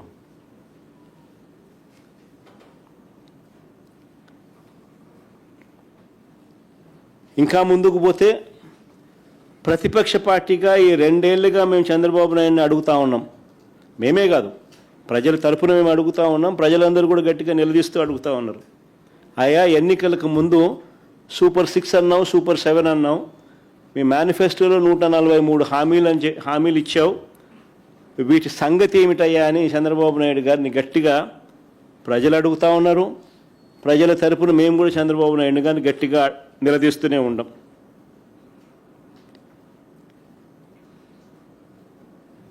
ఈ చంద్రబాబు నాయుడు గారు పెట్టిన మేనిఫెస్టోలో పెట్టిన ఈ హామీలను ప్రస్తావిస్తూ ఒకసారి గమనిస్తే ఈ పెద్ద మనిషి పెట్రోలు డీజిల్ రేట్లు ఇప్పుడు హాట్ టాపిక్. ఇది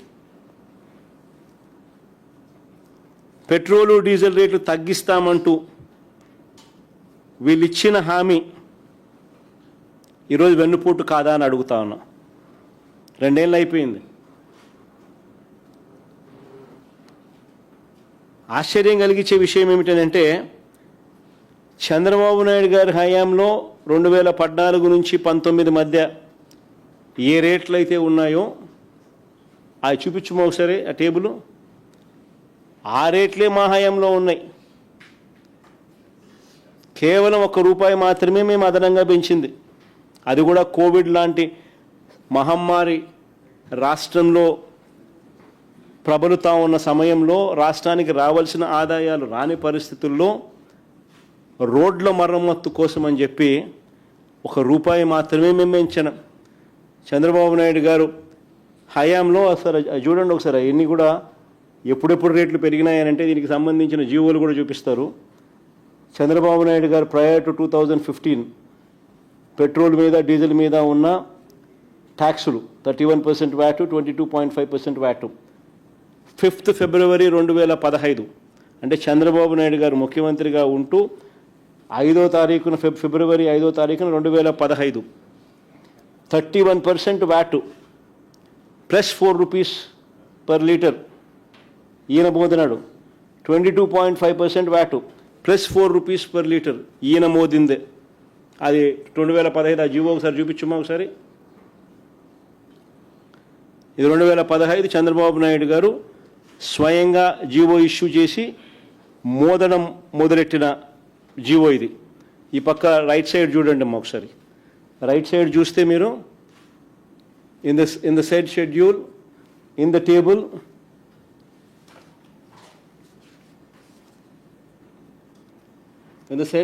in the table against item number 2 petrol, in column number 4 rate of tax for the figure and percentage 31%, the figure and percentage 31% plus ₹4 per litre shall be substituted. In the said schedule, in table against item number 5, all kinds of diesel oils including C9, in column number 4, rate of tax for the figure and percentage 22.5, the figure and percentage 22.5 plus ₹4 per litre shall be substituted. In ఇచ్చిన GO ఈయన హయాంలో ఈయనిస్తే మేము Covid లాంటి మహమ్మారి సమయంలో 2020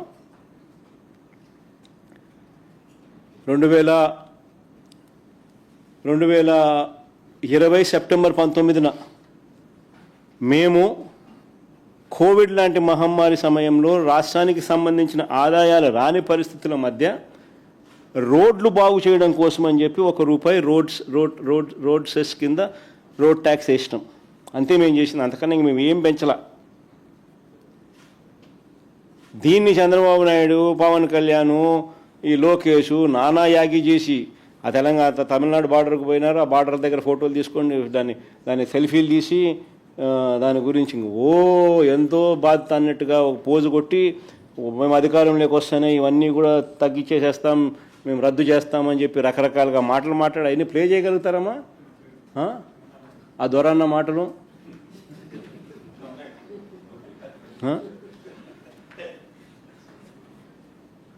play చేయవు సరే.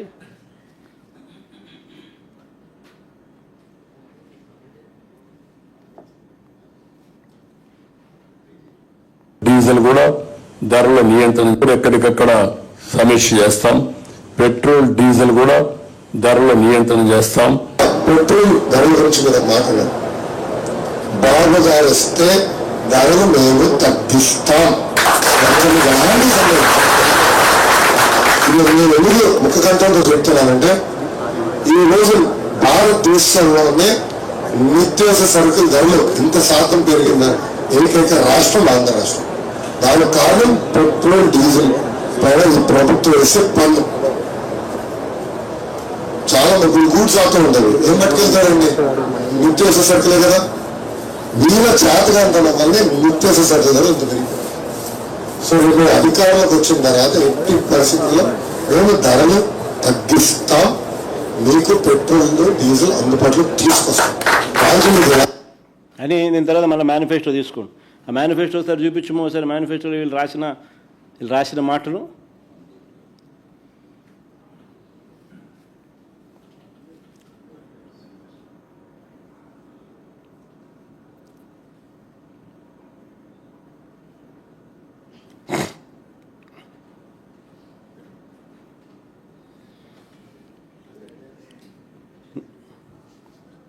అలా ఇదే మాటలు మేనిఫెస్టోలో కూడా పెట్టినారు. అధికారంలోకి వస్తూనే పెట్రోలు డీజిల్ రేట్లు వెంటనే తగ్గిస్తాము అని చెప్పి. 2 ఏళ్ళు అయిపోయింది. ద్వారా పెట్రోలు ధరలు అధికారంలోకి వస్తేనే తగ్గిస్తామని చెప్పి పేపర్లో అడ్వర్టైజ్మెంట్లు, మళ్ళా పేపర్లో అడ్వర్టైజ్మెంట్ అది మళ్ళీ ఆయన రాయడం. 2 ఏళ్ళు అయిపోయింది. రూపాయి తగ్గకపోగా ఇప్పుడు పెట్రోల్ డీజిల్ ₹4 పెరిగింది రేటు. నిజంగా ప్రజలు అష్ట కష్టాలు పడతా ఉన్నారు. ఓ పక్కేమో మా ప్రభుత్వ హయాంలో ఉన్న స్కీములన్నీ రద్దు అయిపోయినాయి, ప్రజలకు చేతిలో గవ్వలేదు. చంద్రబాబు నాయుడు ఇస్తాడన్న సూపర్ 6లు సూపర్ 7లు మోసాలుగా తేలిపోయినాయి. ఓ పక్క స్కీములు రద్దు, మరో పక్క ఈయన ఇస్తాననేటివన్నీ మోసాలు, మరో పక్క రైతులకు ఏ పంటకు గిట్టుబాటు ధరలు రాని పరిస్థితి. అతలాకుతలమవుతా ఉన్న గ్రామీణ వ్యవస్థ. పొదుపు సంఘాల అక్కచెల్లెమ్మలకు 0 వడ్డీ రద్దు. పొదుపు సంఘాల అక్కచెల్లెమ్మలు రుణాల పరపతి మా హయాంలో మేము స్టార్ట్ చేసినప్పుడు 25,000 కోట్లు ఉంటే దాన్ని 49,000 కోట్లకు మేము రుణాలు పెంచుకుంటూ పోతే 0 వడ్డీ ఇస్తూ, చేయూతనిస్తూ, అక్క చెల్లెమ్మలకు తోడుగా నిలబడుతూ ఆసరా అనే ప్రోగ్రాంను అమలు చేస్తూ రకరకాలుగా చేయూతనిస్తూ మేము తీసుకొని పోతే చంద్రబాబు నాయుడు గారి హయాంలో అక్క చెల్లెమ్మల పరిస్థితి ఎంత దారుణంగా పడిపోయిందనంటే పొదుపు సంఘాల పరపతి 0 వడ్డీ సైతం అక్క చెల్లెమ్మలకు రాని పరిస్థితి. ఆసరా కథ దేవుడెరుగు, చేయూత కథ దేవుడెరుగు. అన్ని పథకాలు రద్దయిపోయినాయి వైఎస్ఆర్సీపీ ప్రభుత్వంలో ఉన్నటువన్నీ కూడా. ఈయన ఇస్తానన్న సూపర్ 6 సూపర్ 7లు మోసాలుగా తేలాయి. ఆ అక్క చెల్లెమ్మల పరపతి ఈరోజు 49,000 హయాంలో 49,000 కోట్లకు మా హయాంలో రుణాలు పెరిగితే చంద్రబాబు నాయుడు గారి హయాంలో అవి ఇప్పుడు తగ్గి మనం చూపించినాను. మన లాస్ట్ టైం ప్రెస్ మీట్లో మన డిసెంబర్ నాటికి అది 31,000కు పడిపోయినాయి అక్క చెల్లెమ్మలకు ఇచ్చే రుణాల పరపతి. ఇప్పటికే ఓ పక్క గ్రామీణ వ్యవస్థలో రైతు సంతోషంగా లేడు, ఏ పంటకు గిట్టుబాటు ధర లేదు, ఉచిత పంటల బీమా పథకం లేదు, క్రాప్ ఇన్సూరెన్స్ లేదు, ఇన్పుట్ సబ్సిడీ లేదు. మోంతా తుఫాన్ వస్తే ఇంతవరకు మోంతా తుఫాన్ వచ్చినా ఇన్పుట్ సబ్సిడీ ఇంతవరకు ఇవ్వలేదు. ఏ పంటకు గిట్టుబాటు ధరలు లేవు.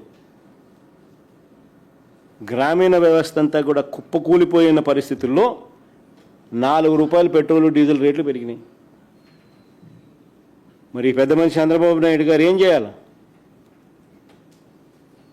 చంపలు వేసుకొని 2 ఏళ్ల కిందటి నేను పెంచాల్సింది, కనీసం ఇప్పుడన్నా నేను చంపలు వేసుకొని పెంచుతున్నాను అని చెప్పి కనీసం సారీ చెప్పి చంపలు వేసుకొని కనీసం ఇప్పుడన్నా తగ్గించాలన్నా? వాళ్ళు పెంచిన 4 రూపాయలు ప్లస్ ఈయన తగ్గిస్తానన్న అమౌంట్ కలిసి కనీసం 8 రూపాయలన్నా తగ్గించాలన్నా లేదా? లీడర్కు మేనిఫెస్టోలో పెట్టినాడు, స్పీచ్లు ఇచ్చినాడు, ఎన్ని చెప్పినాడు. తగ్గించకపోగా ఈ మనిషి ఏం చేసినాడు తెలుసా? ఇది స్కామ్. సంక్షోభంలో స్కాములు ఎలా చేస్తారో చంద్రబాబు నాయుడు దగ్గర నుంచి మనం నేర్చుకోవాలి. ఇప్పుడు చెప్తా. ఓ పక్క ఏప్రిల్లో మీ అందరికీ తెలిసే ఉంటుంది, ఏప్రిల్లో పెట్రోల్ బంకుల దగ్గర పెట్రోల్ బంకుల దగ్గర ప్రజలంతా పెట్రోల్ దొరకడం లేదు, డీజిల్ దొరకడం లేదు అని చెప్పి బార్లు తీరిన పరిస్థితులు మీ అందరికీ గుర్తుండే ఉంటుంది. సో పెట్రోల్ దొరక్క బార్లు తీరిన పరిస్థితుల్లో ప్రజలు ఉన్న సమయంలో ప్రజలకు మంచి చేయాలన్న చంద్రబాబు నాయుడు గారు కేంద్ర ప్రభుత్వంలో ఆయన భాగస్వాముడిగా ఉన్నాడు కాబట్టి ఇంగారంతా ఎక్కువ ఒత్తిడి తీసుకొని వచ్చి ఎక్కువ పెట్రోలు ఎక్కువ డీజిల్ మనకు అందుబాటులోకి ఉంచి కనీసం ప్రజలకు మేలు చేయాలని ఆలోచన చేయాల్సింది పోయి చంద్రబాబు నాయుడు ఏం చేశారు తెలుసా? ఐఓసీకి ఈ ఆయిల్ మార్కెటింగ్ కంపెనీస్ ఉన్నాయి, బీపీసీఎల్, ఐఓసీ, వీళ్ళకందరికీ ఏమని లెటర్ రాస్తారు తెలుసా? ప్రజల కోసంగా లెటర్ రాసేది. అమరావతిలో కాంట్రాక్టర్లకు రీటైల్ బంకుల్లో బల్క్ సప్లై అనేది వాళ్ళకు ఇవ్వకండి, అవి రేట్ ఎక్కువ, రీటైల్ బంకుల్లోనే వాళ్ళు తీసుకుంటారు, అది రేటు తక్కువ, ఆ పెట్రోల్ డీజిల్ వాళ్ళకు అందుబాటులో ఉంచండి అని చెప్పి లేఖ రాసినాడు. ఆ లేఖ చూడు. చంద్రబాబు నాయుడు గారు ఆయిల్ మార్కెటింగ్ కంపెనీస్కి రాసిన లేఖ. అమరావతిలో కాంట్రాక్టర్ల కోసం, ప్రజల కోసం కాదు రాసింది ఆయన. దానికి కేంద్ర ప్రభుత్వం చంద్రబాబు నాయుడు గారికి చివాట్లు పెడుతూ లేఖ మళ్ళీ ఎన్నికి రాసింది. ఏమని? బుద్ధి జ్ఞానం ఉందా లేదా నీకు చంద్రబాబు? దేశంలో అసలు పెట్రోల్ డీజిల్ దొరక్క ప్రజలంతా అవస్థలు పడతా ఉంటే బల్క్ డీజిల్ కొంటే రేట్ ఎక్కువ అని చెప్పి కాంట్రాక్టర్లకు రీటైల్ బంకుల్లో డీజిల్ పోయమని చెప్పి నువ్వు బుద్ధి జ్ఞానం ముందు అడుగుతా ఉన్నావా చంద్రబాబు అని చెప్పి కేంద్ర ప్రభుత్వం చివాట్లు పెడుతూ చంద్రబాబు నాయుడుకు రాసిన లేఖ.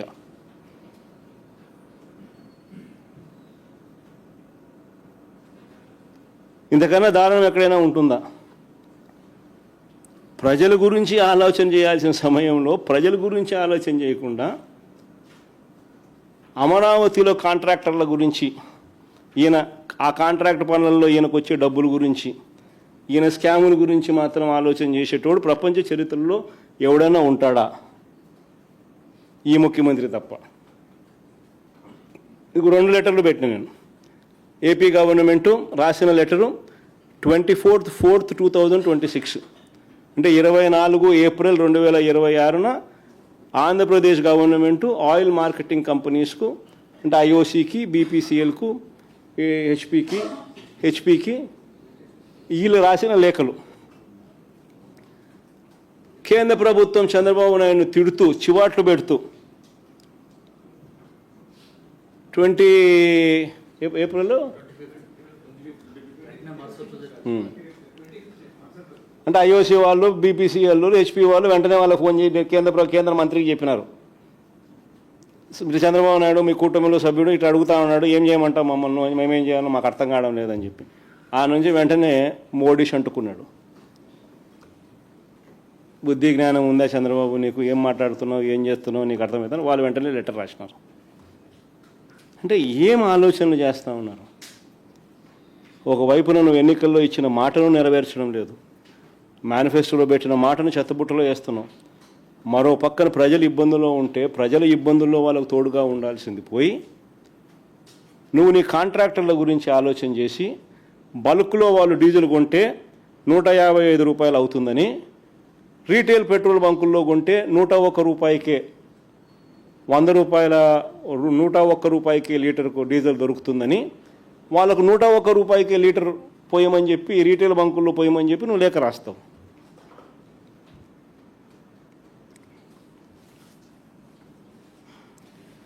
పెట్రోలు డీజిల్ తగ్గిస్తామని హామీయే కాదు, సూపర్ 6 అయినా అంతే, సూపర్ 7 అయినా అంతే, ఇదే పరిస్థితి. ఒకసారి అది చూపించుమో, ఒకసారి మేనిఫెస్టో ఆయన ఎన్నికలకు ముందు ఈనాడు పేపర్ కటింగ్ ఒకసారి పెద్ద పెద్ద అడ్వర్టైజ్మెంట్లు ఇచ్చి ఏ రకంగా చూపించినాడు. ఆ సూపర్ 6లు సూపర్ 7 హామీలు ఒకసారి చూపించు. ఒకసారి ఆడబిడ్డ నిధి కింద ఇస్తానన్న నెలకు 1500, 2 ఏళ్ళు అవుతా ఉంది, ఇంతవరకు రూపాయిలే. ప్రతి అక్క చెల్లెమ్మకు 18 ఏళ్ళు నిండిన ప్రతి అక్క చెల్లెమ్మకు ఆడబిడ్డ నిధి కింద, ఈయనన్న మాట, ఆడబిడ్డ నిధి కింద నెలకు 1500 ఇస్తాను అని చెప్పిన మాట. ప్రతి మహిళకు నెలకు 1500, సూపర్ 6 సూపర్ 7 అడ్వర్టైజ్మెంటు. 2 ఏళ్ళు అయింది, సంవత్సరానికి 18,000, 1500 ఇంటూ 12 నెలలు అంటే ఇంటూ 2 ఏళ్ళు అంటే 36,000. ప్రతి మహిళకు ఇప్పటికే 36,000 బాకీ, ఇంతవరకు రూపాయి ఇచ్చింది లేదు. ప్రతి నిరుద్యోగికి నెలకు 3,000, ప్రతి నిరుద్యోగికి నెలకు 3,000 రూపాయలు నిరుద్యోగ భృతి అన్నాడు. ఇప్పటికి 2 ఏళ్ళు అయిపోయింది, సంవత్సరానికి 36,000 బాకీ, 2 ఏళ్ళు అయింది. ప్రతి నిరుద్యోగికి 72,000 రూపాయలు ప్రతి నిరుద్యోగికి బాకీ. ఇంటింటికి పోయి బాండ్లు ఇచ్చినారు. ఆ బాండ్లు కూడా ఒకసారి చూపించమో, ఒకసారి సంతకాలు. చూడు, పక్కన చంద్రబాబు నాయుడు, పక్కన పవన్ కళ్యాణ్, మళ్ళీ వీళ్ళ సంతకాలు, మళ్ళీ దానికి ఒక మళ్ళీ ఏంది, మళ్ళీ వీళ్ళ త్రికరణ శుద్ధిగా వీళ్ళు చేస్తూ ఉన్న ప్రమాణం. చదువు ఒకసారి, నీకు దగ్గరగా ఉందంతా చదువు ఒకసారి. ఆ ప్రమాణం ఎంత, ఏం ప్రమాణము? మైక్ పెట్టుకుని చదువు బట్టి రాయి, చెప్పట్టు చెప్పు. చంద్రబాబు నాయుడు, పవన్ కళ్యాణ్ అనే మేము మన రాష్ట్ర ప్రజలు మా సమిష్టి నాయకత్వంపై ఉంచిన నమ్మకాన్ని నిలబెట్టుకుంటామని త్రికరణ శుద్ధితో ప్రమాణం చేస్తున్నాం. 2024లో టీడీపీ జనసేనల సంయుక్త పార్టీ అధికారంలోకి వచ్చాక మేమిద్దరం భవిష్యత్ గ్యారంటీలోని వాగ్దానాలను అమలు చేయడంతో పాటు మన రాష్ట్ర అభివృద్ధికి, పురోగతికి సమన్వయంతో, పరస్పర సహకారంతో సమిష్టిగా కృషి చేస్తామని ప్రతిజ్ఞ చేస్తున్నాం. ఎప్పటి నుంచి కింద చూడు, జూన్ 2024 నుంచి ప్రారంభం సినిమా అని రాసినారు. జూన్ 2024 నుంచి ప్రారంభం, సినిమా ప్రారంభం. అది ఇది చేసినారు. ఇంతవరకు 3,000 రూపాయలు నిరుద్యోగ భృతి అంటే సంవత్సరానికి 36,000 రూపాయలు, 2 ఏళ్లకు 72,000 రూపాయలు. ఒక్కరికి ఇంతవరకు రూపాయి ఇచ్చిందా. మళ్ళీ ఇంకోటి ఏంది, 50 ఏళ్ళకి పక్క కింద రాసిన చూడమా, 50 ఏళ్ళకే పెన్షన్. ఎస్సీ ఎస్టీ బీసీ మైనార్టీకి 4,000 రూపాయలు నెల పెన్షన్ 50 ఏళ్ళకే. అది సినిమా ప్రారంభం జూన్ 2024 నుంచి ప్రారంభం సినిమా. ఇది ఇచ్చిన బాండు. ప్రతి మహిళకు, ప్రతి పెన్షన్దారికి, ప్రతి ఎస్సీ ఎస్టీ బీసీ మైనారిటీల ప్రతి వ్యక్తికి నెలకు 4,000 రూపాయలు అంటే 48,000 రూపాయలు నెలకు, సంవత్సరానికి 96,000 2 ఏళ్ళకు బాకీ. ఇంతవరకు రూపాయి ఇచ్చిందిలా. నిజంగా ఇంట్లో గ్రామాలలో ప్రతి ఇంట్లో తిట్టుకొని తిడతా ఉన్నాడు చంద్రబాబు నాయుడు.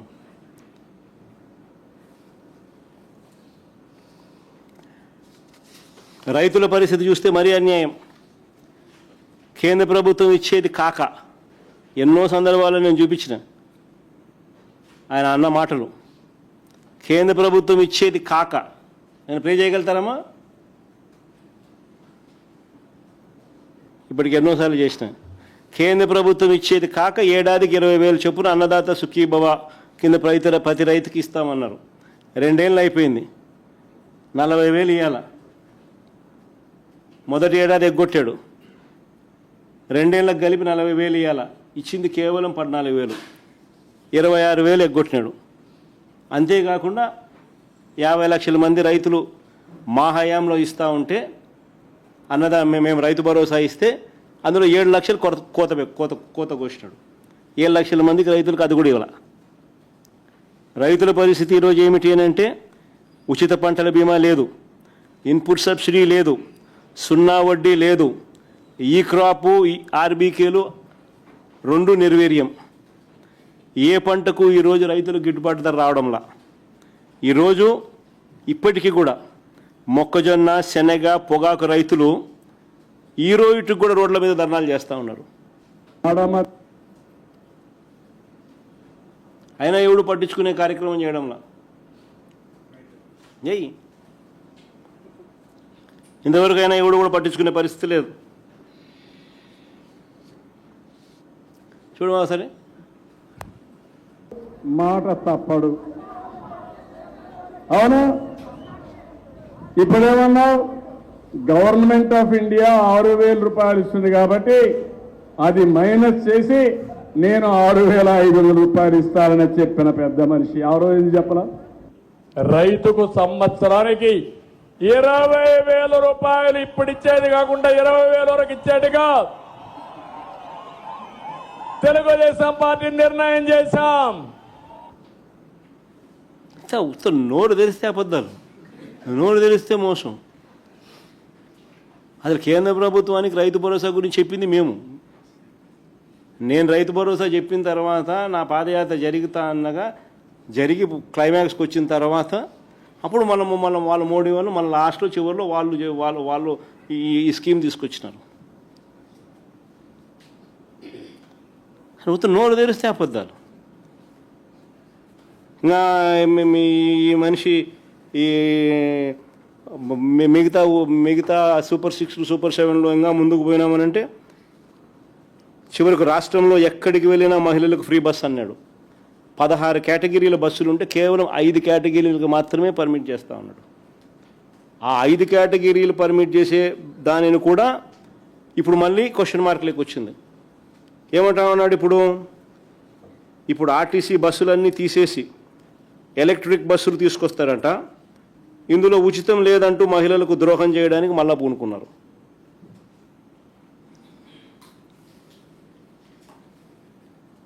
ఇది ఒక ఎఫెక్ట్ అయితే, రెండో ఎఫెక్ట్ 52,000 మంది ఉద్యోగస్తులను ఎవరినైతే మేము గవర్నమెంట్లో విలీనం చేసినాము ఆర్టీసీ కార్మికులందరినీ, వాళ్ళందరి బతుకులు ఈరోజు ప్రశ్నార్థకం చేసినాడు. ఏకంగా 12 డిపోలు ప్రైవేట్ పరం చేసినాడు భూములన్నీ. ఇక భవిష్యత్తులో ఫ్రీ బస్సు ఉండదు, ఆర్టీసీ బస్సు ఉండదు, ఆర్టీసీ ఉండదు. గ్యాస్ సిలిండర్ల పరిస్థితి అంతే.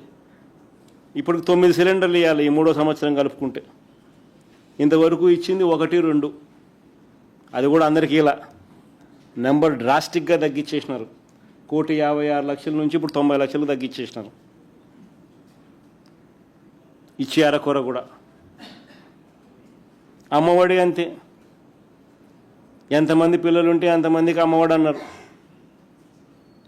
చివరికి చూస్తే 20 లక్షల మంది పిల్లలను తగ్గించేసినారు. 15,000 కదా దేవుడు ఎరుగు. కొందరికి 9,000, కొందరికి 8,000, కొందరికి 10,000, కొందరికి మాత్రమే 13,000. ఇది అమ్మఒడి పరిస్థితి. నోరు తెరిస్తే అబద్ధాలు, నోరు తెరిస్తే మోసం. పెన్షన్లు మా హయాంలో, ఆ టేబుల్ ఏమో పెన్షన్ల హయాము 2024 మార్చిలో ఎన్నికల షెడ్యూల్ వచ్చే టయానికల్లా మా హయాంలో 66,34,372 పెన్షన్లు మా హయాంలో మేము పంపిణీ చేస్తూ ఉంటే ఇంటి వద్దకే పంపించి, చంద్రబాబు నాయుడు హయాంలో పెన్షన్ 1,000 రూపాయలు, మా హయాంలో దాన్ని 3,000కు పెంచుకుంటూ పోయాం. ఇంటి వద్దకే పెన్షన్ పంపించే కార్యక్రమం చేసినాం ఆత్మగౌరవాన్ని నిలబెడుతూ. 66,34,372 మందికి పెన్షన్ మా హయాంలో ఇస్తే చంద్రబాబు నాయుడు గారు ఇప్పుడు దాన్ని తగ్గించి మన మేలో ఇచ్చిన దానికి, ఈ మేలో ఇచ్చింది ఎంతమందికి చూస్తే 60,11,293 మందికి. అంటే ఏకంగా 6,23,079 మంది పెన్షన్లు తగ్గించేసినాడు. ప్రతి నెల 25,000 తగ్గిస్తూ ఉన్నారు. ప్రతి నెల 25,000 కట్. కొత్త పెన్షన్ ఒకటి అడిషనల్గా ఈకపోగా ప్రతి నెల 25,000 కట్ చేస్తూ ఇప్పటికే 6,23,000 పెన్షన్ 6,23,079 పెన్షన్లు కట్ చేసినారు. ఫీజు రీయింబర్స్మెంట్ పరిస్థితి అంతే. ఫీజు రీయింబర్స్మెంట్ కింద విద్యా దీవెన వసతి దీవెన కింద ఈ రెండేళ్ల పీరియడ్లో మామూలుగా ప్రతి క్వార్టర్కు ప్రతి 3 నెలలకు 700 కోట్లు విద్యా దీవెన కింద ఇవ్వాలి. 7 క్వార్టర్లో ఇప్పుడు ప్రస్తుతానికి చంద్రబాబు నాయుడు గారు జనవరి ఫిబ్రవరి మార్చ్ క్వార్టర్, జనవరి ఫిబ్రవరి మార్చికి సంబంధించిన క్వార్టర్, మార్చి 16న ఎన్నికల కోడ్ వచ్చింది. జనవరి ఫిబ్రవరి మార్చ్ క్వార్టర్ ఏప్రిల్లో వెరిఫికేషన్ చేసి మేలో ఇవ్వాల్సింది. అప్పుడు ఎన్నికల ప్రక్రియలో భాగంగా ఆగిపోయింది. అక్కడ నుంచి ఇప్పటిదాకా 9 క్వార్టర్స్, ఈ మార్చికు 9 క్వార్టర్స్, ప్రతి 3 నెలలకు ఒకసారి ఇవ్వాల్సింది ఇప్పటికి 9 త్రైమాసికాలు అయిపోయినాయి. ఈ మార్చికి బకాయిలే 5,828 కోట్లు బకాయిలు ఉన్నాయి. 700 కోట్లు ఇంటూ 9 క్వార్టర్స్ 6,300 కోట్లు. ఈయన ఇచ్చింది ఎంత అంటే ఒకసారి 1,770 కోట్లు ఇచ్చినాడు, ఇప్పుడు ఒక 900 కోట్లు ఇచ్చినాడు, 2,670 కోట్లు, 3,628 కోట్లు విద్యా దీవెన కింద ఇప్పటికే బకాయిలు. దీనికి వసతి దీవెన ప్రతి జనవరిలో 1,100 కోట్లు క్రమం తప్పకుండా మా ప్రభుత్వ హయాంలో ఇచ్చేవాళ్ళం. విద్యా దీవెన ప్రతి 3 నెలలకు ఒకసారి, ప్రతి త్రైమాసికం అయిపోయిన వెంటనే డబ్బులు తల్లుల ఖాతాల్లో పడేటివి. వసతి దీవెన కింద జనవరి 2025 1,100 కోట్లు, జనవరి 2026 మరో 1,100 కోట్లు, 2,200 కోట్లు ఇప్పటికే బాకీ. ఈ విద్యా దీవెన వసతి దీవెన కింద ఆ 3,628 కోట్లు ప్లస్ ఈ 2,200 కోట్లు కలిపితే 5,828 కోట్లు బకాయిలు. మళ్ళీ ఈ సంవత్సరానికి సంబంధించిన రిక్వైర్మెంటు 4 క్వార్టర్స్, 4 త్రైమాసికాలు ఇంటూ 700 2,800 కోట్లు. జనవరి 27లో ఇవ్వాల్సిన వసతి దీవెన కింద మరో 1,100 కోట్లు, 2 కలిపితే 3,900 కోట్లు, కలిపితే 9,728 కోట్లు ఇవ్వాలి. ఈరోజు పిల్లలు చదువులు మానేస్తూ ఉన్న పరిస్థితి, పట్టించుకునే నాతులు లేడు.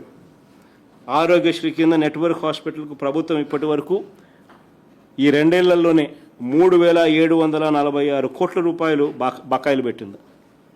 సంవత్సరానికి మామూలుగా 4,000 కోట్లు కావాలి, దాదాపుగా 330 కోట్లు ప్రతి నెల దీనికి అవసరం అవుతుంది. సంవత్సరానికి 4,000 కోట్ల రూపాయలు కావాలి. అలాంటిది 2 ఏళ్లలోనే 3,746 కోట్లు బకాయి. మళ్ళీ ఈ సంవత్సరం మరో 4,000 కోట్లు కావాలి. దీంతో నెట్వర్క్ హాస్పిటల్ పూర్తిగా చేతులెత్తేస్తూ ఉన్న పరిస్థితి. వారికి ఇవ్వాల్సిన డబ్బులు వాళ్ళకి ఇవ్వకపోగా ఈ పెద్ద మనిషి చంద్రబాబు నాయుడు గారు చేస్తూ ఉన్న ఘనకార్యం ఏమిటి అని అంటే వాళ్ళ పేరుతో లోన్ ఇప్పిస్తున్నాడట. అని లోన్ ఇప్పిస్తానని దానికి 8% వడ్డీ కూడా వాళ్ళకి కట్ చేస్తానంటున్నాడు.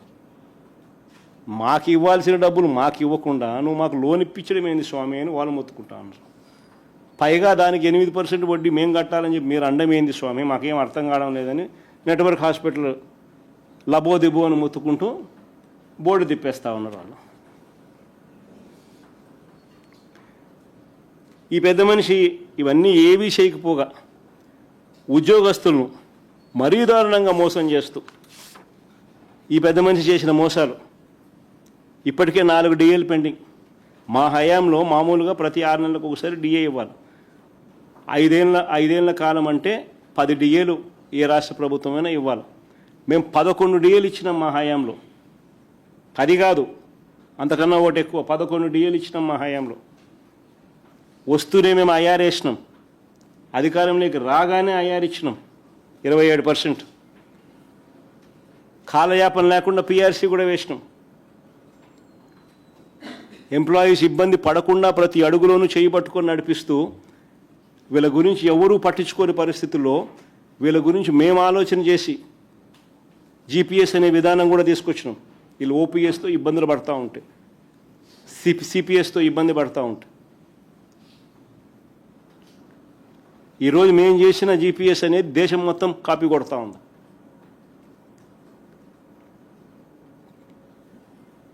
ఈరోజు పరిస్థితి చూస్తే ఉద్యోగులకు 4 డిఏలు పెండింగ్. ఈ జూన్ వస్తే 5వ డిఏ పెండింగ్. ఈ జూన్లో 5వ డిఏ కూడా పెండింగ్. అధికారంలోకి వస్తానే అయ్యారన్నారు, ఇంతవరకు రూపాయి ఇచ్చిన పాపాన పోలా. మెరుగైన పిఆర్సీ అన్నాడు, మా హయాంలో చేసిన పిఆర్సీ చైర్మన్ కూడా తీసేసినారు, కొత్తోని కావాలని వేయడంలా. ఎందుకంటే కొత్త వాళ్ళని వేసినారు అని అంటే మళ్ళీ రిపోర్ట్ రికమెండేషన్స్ వచ్చిందంటే వెంటనే జీతాలు పెంచాలి. కాబట్టి ఉద్యోగస్తులకు అసలు పిఆర్సీ వేయడంలా. పోలీస్ సోదరులకు ఇచ్చే సరెండర్ లీవ్స్ 5 పెండింగ్ ఇప్పటికే. ఆశ్చర్యం కలిగించే విషయం ఏంటంటే పోలీసులకు మామూలుగా సరెండర్ లీవ్లు ఒకేసారి ఇస్తారు. సరెండర్ లీవ్ కనీసం ఇస్తే ఒకేసారి ఇస్తారు. ఒక సరెండర్ లీవ్ వస్తే కనీసం వాళ్ళకు 60,000 రూపాయలన్నా కనీసం చేతికి అందుతుంది. 60,000తో వాళ్ళు ఏదో కొబ్బు ఏదో చేసుకోవాల్సినట్టు ఏదైనా చేసుకుంటారు. మొట్టమొదటిసారిగా చంద్రబాబు నాయుడు సరెండర్ లీవ్ను కూడా స్ప్లిట్ చేస్తున్నాడు. సరెండర్ లీవ్ను కూడా వాయిదా పద్ధతులు పెడతాను. ఒకవైపున సరెండర్ లీవ్లలో వాయిదాలు పెడుతూనే మరోవైపున 5 సరెండర్ లీవ్స్ పెండింగ్, 15 నెలల టీఏలు పెండింగ్ పోలీసులకు. మేము తెచ్చిన జీపీఎస్ లేదు, ఓపీఎస్ లేదు. ఎన్నికలకు ముందు ప్రతి నెల 1వ తేదీన ఉద్యోగస్తులకు అందరికీ జీతాలు అన్నాడు. ఈరోజు పరిస్థితి ఏంటంటే నెలలో జీతాలు ఎప్పుడు వస్తాయో ఎవడికి తెలియదు.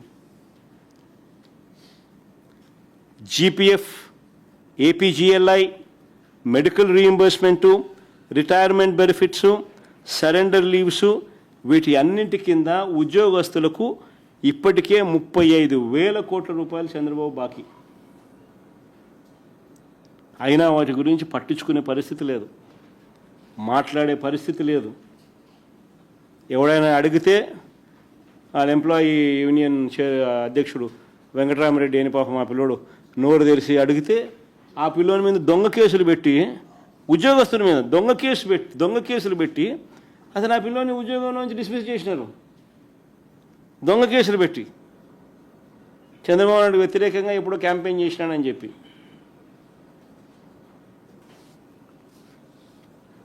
ఇప్పుడు ఈ మనిషి ఏమంటాడు?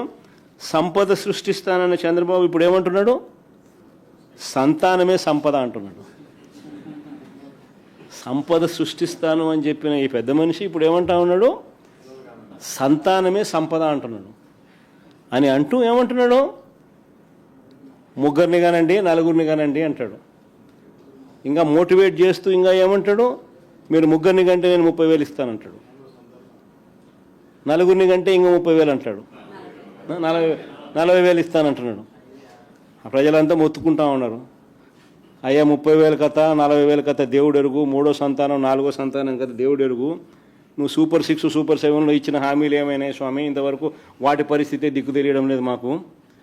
ఫస్ట్ వాటి గురించి ఆలోచన చేయి నువ్వు. ఆ తర్వాత నువ్వు 3వ సంతానం 4వ సంతానం గురించి నువ్వు చెప్తే ఏదో అంతో ఇంత వినేదానికి అవకాశం ఉంది అని ప్రజలు ఈరోజు మొత్తుకుంటా ఉన్నారు. నిజంగా మొట్టమొదటిసారిగా నేను చూస్తూ ఉన్నా, ఈ పెద్ద మనిషి చంద్రబాబు నాయుడు గారు ఏదైతే చెప్తాడో కనీసం ఆయనన్నా పాటించాలన్నా, కనీసం ఆయన కొడుకైనా పాటించాలన్నా. ఆయన కొడుకు ఒకడే, ఆయనకు ఒకడే, కానీ బీదోళ్ళకు మాత్రం 4 కావాలా. వాళ్ళు చదువుకోకూడదు, వాళ్ళ క్వాలిటీ ఎడ్యుకేషన్ ఇవ్వకూడదు, వాళ్ళకి ఇంగ్లీష్ మీడియం చదువులు ఇవ్వకూడదు, వాళ్ళ బతుకులు ఎప్పుడూ చితికిపోయి ఉండాలా అనే ఆలోచన, దిక్కుమాలిన ఆలోచన చేయగలిగిన వ్యక్తి ఈ ప్రపంచంలో ఎవడన్నా ఉన్నాడంటే ఒక చంద్రబాబు తప్ప ఇంక 3వ వాడు ఎవడు ఉండడు. నిజంగా ఎడ్యుకేషన్ అనేది ఇచ్చేసరికి క్వాలిటీ ఎడ్యుకేషన్ ఇవ్వాలి. ఈరోజు రాష్ట్రంలో పరిస్థితి ఏమిటి? విద్య, వైద్యం, వ్యవసాయం అన్నీ కూడా పూర్తిగా మూలన పడ్డ పరిస్థితులు. ఈరోజు పరిస్థితి ఏమిటి? స్కూళ్ళల్లో పూర్తిగా ఇంగ్లీష్ మీడియం చదువులు ఆగిపోయిన పరిస్థితులు. 3వ తరగతి నుంచి టోఫుల్ మా హయాంలో తీసుకొచ్చి ఒక పీరియడ్ కింద పెడితే టోఫుల్ అనేది ఇప్పుడు తీసేసిన పరిస్థితి. మా హయాంలో ఇంగ్లీష్ మీడియము, సిబిఎస్ఈ, ఐబీ దాకా ప్రయాణం అని చెప్పి మేము తీసుకొస్తే అసలు ఇంగ్లీష్ మీడియమే లేకుండా చేసిన పరిస్థితి. 3వ తరగతి నుంచి సబ్జెక్ట్ టీచర్ కాన్సెప్ట్ మేము తీసుకొస్తే అది గాలికి వదిలేసిన పరిస్థితి. నాడు నేడుతో మేము స్కూళ్ళను బాగుపడిస్తే పూర్తిగా నాడు నేడును గాలికి వదిలేసిన పరిస్థితి ఈరోజు. 6వ తరగతి నుంచి ప్రతి క్లాస్ రూమ్ను డిజిటైజ్ చేసి ప్రైవేట్ స్కూళ్ళు గవర్నమెంట్ స్కూళ్ళతో పోటీ పడే పరిస్థితి మా హయాంలో మేము తీసుకొస్తే ఈరోజు గవర్నమెంట్ స్కూళ్ళల్లో చేర్పించడానికి తల్లిదండ్రులు మళ్ళీ హెసిటేట్ చేస్తూ ఉన్న పరిస్థితి చంద్రబాబు నాయుడు హయాంలో.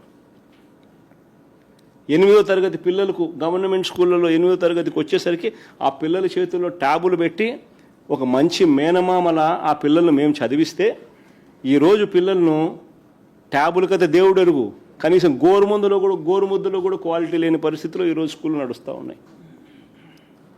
ఈరోజు ఫీజు రీయింబర్స్మెంట్ లేదు, విద్యా దీవెన లేదు, వసతి దీవెన లేదు, చదువులు ఆపేస్తూ ఉన్న పరిస్థితి. స్కూళ్ళు, హాస్టళ్ళు, అంగన్వాడీల్లో ఈరోజు సరిగ్గా సరైన పౌష్టికాహారం అందక ఈరోజు పిల్లలు హాస్పిటలైజ్ అవుతూ ఉన్న పరిస్థితులు. ఆసుపత్రులు నాశనం చేసినారు.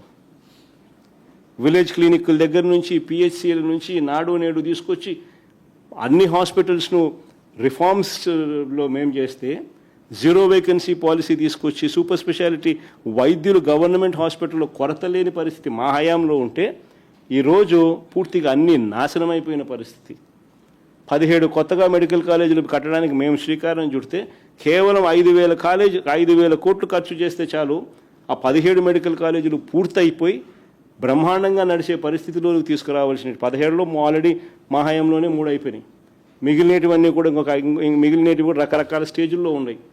కేవలం 5,000 కోట్లు పెడితే చాలు, అది కూడా 5 ఏళ్లలో పెడితే చాలు, ఆ 17 మెడికల్ మిగిలిన 14 కూడా అందుబాటులోకి వచ్చి పిల్లలందరికీ కూడా ఇక్కడే క్వాలిటీ ఎడ్యుకేషన్ దొరికే పరిస్థితిని పక్కన పెట్టి అది అమ్మే కార్యక్రమం చేస్తూ ఉన్నారు.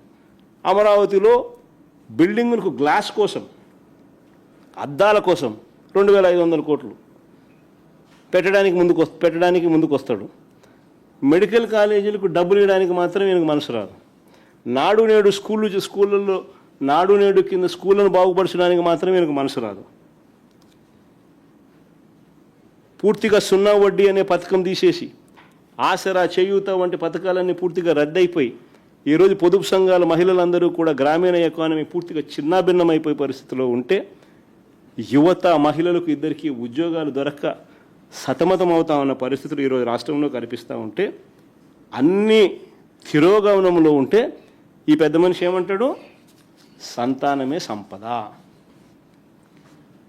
ముగ్గురిని కనండి, నలుగురిని కనండి అని ఈయన అంటాడు. ఒకవైపు నేను ప్రభుత్వంలో వ్యవస్థలన్నీ ఇంత దారుణమైన పరిస్థితిలో ఉంటే క్వాలిటీ ఆఫ్ లైఫ్ అనేది చంద్రబాబు నాయుడు హయాంలో ఇంత అధ్వానమైన పరిస్థితిలో ఈరోజు కనిపిస్తూ ఉంటే దానిని మెరుగుపరచాల్సింది పోయి ఈ పెద్ద మనిషి ముగ్గురిని కనండి, నలుగురిని కనండి అని చెప్పి ఈరోజు అన్నిటికన్నా బాధ ఏమిటంటే పిల్లలను పుట్టించే యంత్రాలుగా భావించడమే చంద్రబాబు చేస్తూ ఉన్న అతి దిగజారుడు రాజకీయము, మాటలు. పిల్లలను పుట్టించే యంత్రాలుగా మహిళలను మాత్రమే ఆయన పరిగణలోకి తీసుకుంటా ఉన్నాడు. కాదు, మహిళలు బాగుంటేనే కుటుంబాలు బాగుంటాయి. మహిళలు సంతోషంగా ఉంటేనే గ్రామీణ ఆర్థిక వ్యవస్థ నిలబడుతుంది, రాష్ట్ర ఆర్థిక వ్యవస్థ నిలబడుతుంది. కుటుంబాలు బాగుండాలని అంటే మహిళలు బాగుండాలి, వారి చిరునవ్వుతో ఉంటేనే కుటుంబాలు బాగుంటాయి. చంద్రబాబు నాయుడు గారు మాత్రం మహిళలను కేవలం పిల్లలను పుట్టించే యంత్రాలుగా మాత్రమే చూడడం అంటే ఇంతకన్నా దారుణమైన పరిస్థితి బహుశా రాష్ట్రంలో ఎప్పుడూ ఉండదు.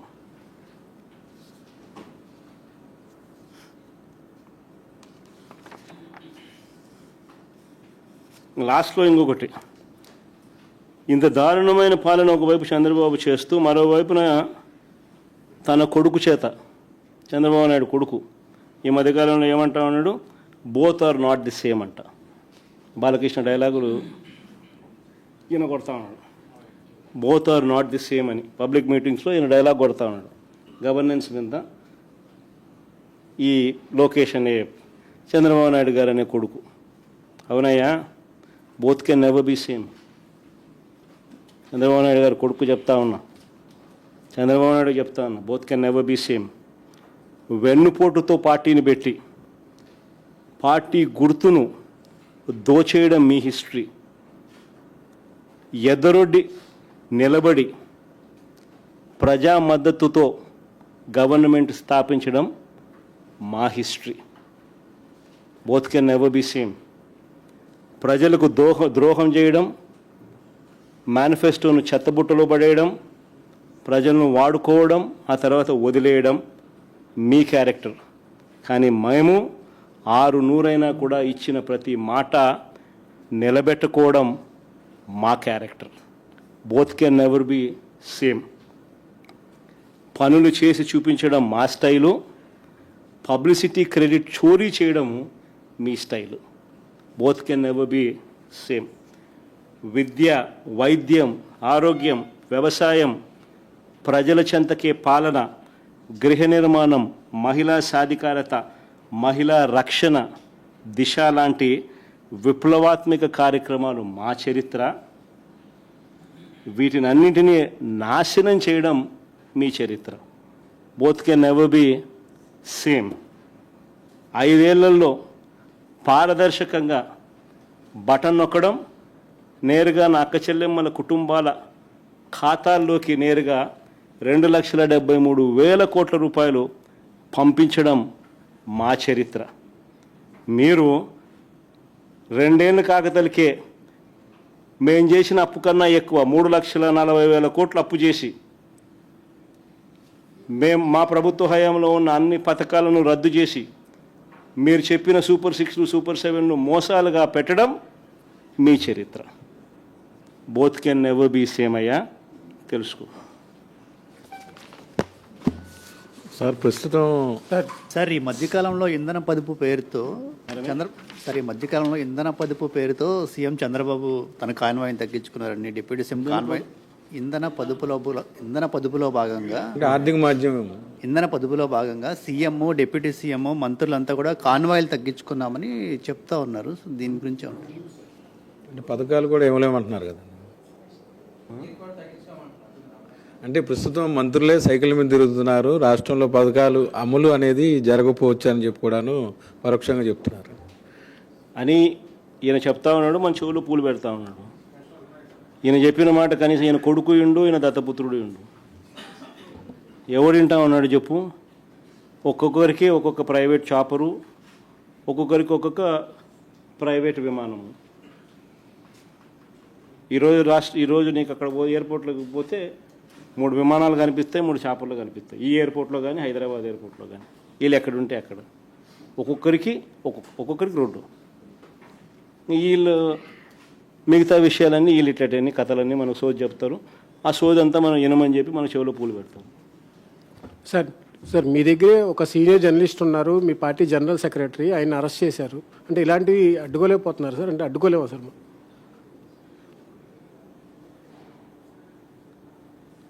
అడ్డుకోవాలి హరీష్. ఒకటి ఏంటనంటే ప్రజాస్వామ్యంలో అల్టిమేట్గా నువ్వు ఏదైతే ఇస్తుతావో అదే పండుతుంది. వీళ్ళు చేసేటివన్నీ ఏదైతే చేస్తూ ఉన్నారో రేపు పొద్దున ఇవన్నీ వాళ్ళు చుట్టుకుంటాయి. నేను ఇన్ఫ్యాక్ట్ ఇది సందర్భంగా నువ్వు ఎలాగో ఈ టాపిక్ ఎత్తినావు కాబట్టి నేను చెప్తా ఉన్నా, ఈ రాష్ట్రంలో ఉన్న ప్రతి పోలీస్ సోదరుడికి కూడా నేను రిక్వెస్ట్ చేస్తూ ఉన్నా, చంద్రబాబు నాయుడు గారి ప్రలోభాలతోనూ భయంతోనూ చంద్రబాబు నాయుడు గారు చెప్పినట్టు చేయకండి. ఎందుకంటే రేపు పొద్దున వీటి అన్నిటి మీద ఎంక్వైరీలు జరుగుతాయి. ఎవరెవరు తప్పులు చేసినారు ఆ తప్పులన్నిటి మీద ఎంక్వైరీ జరుగుతుంది. ఎంక్వైరీ జరిగి ఆ తప్పు చేసిన అధికారులందరినీ చట్టం ముందు నిలబెడతాం దోషులుగా. రిటైర్ అయిపోయినా కూడా తీసుకొస్తాం. సప్త సముద్రాల అవతల ఉన్నా కూడా తీసుకొస్తాం.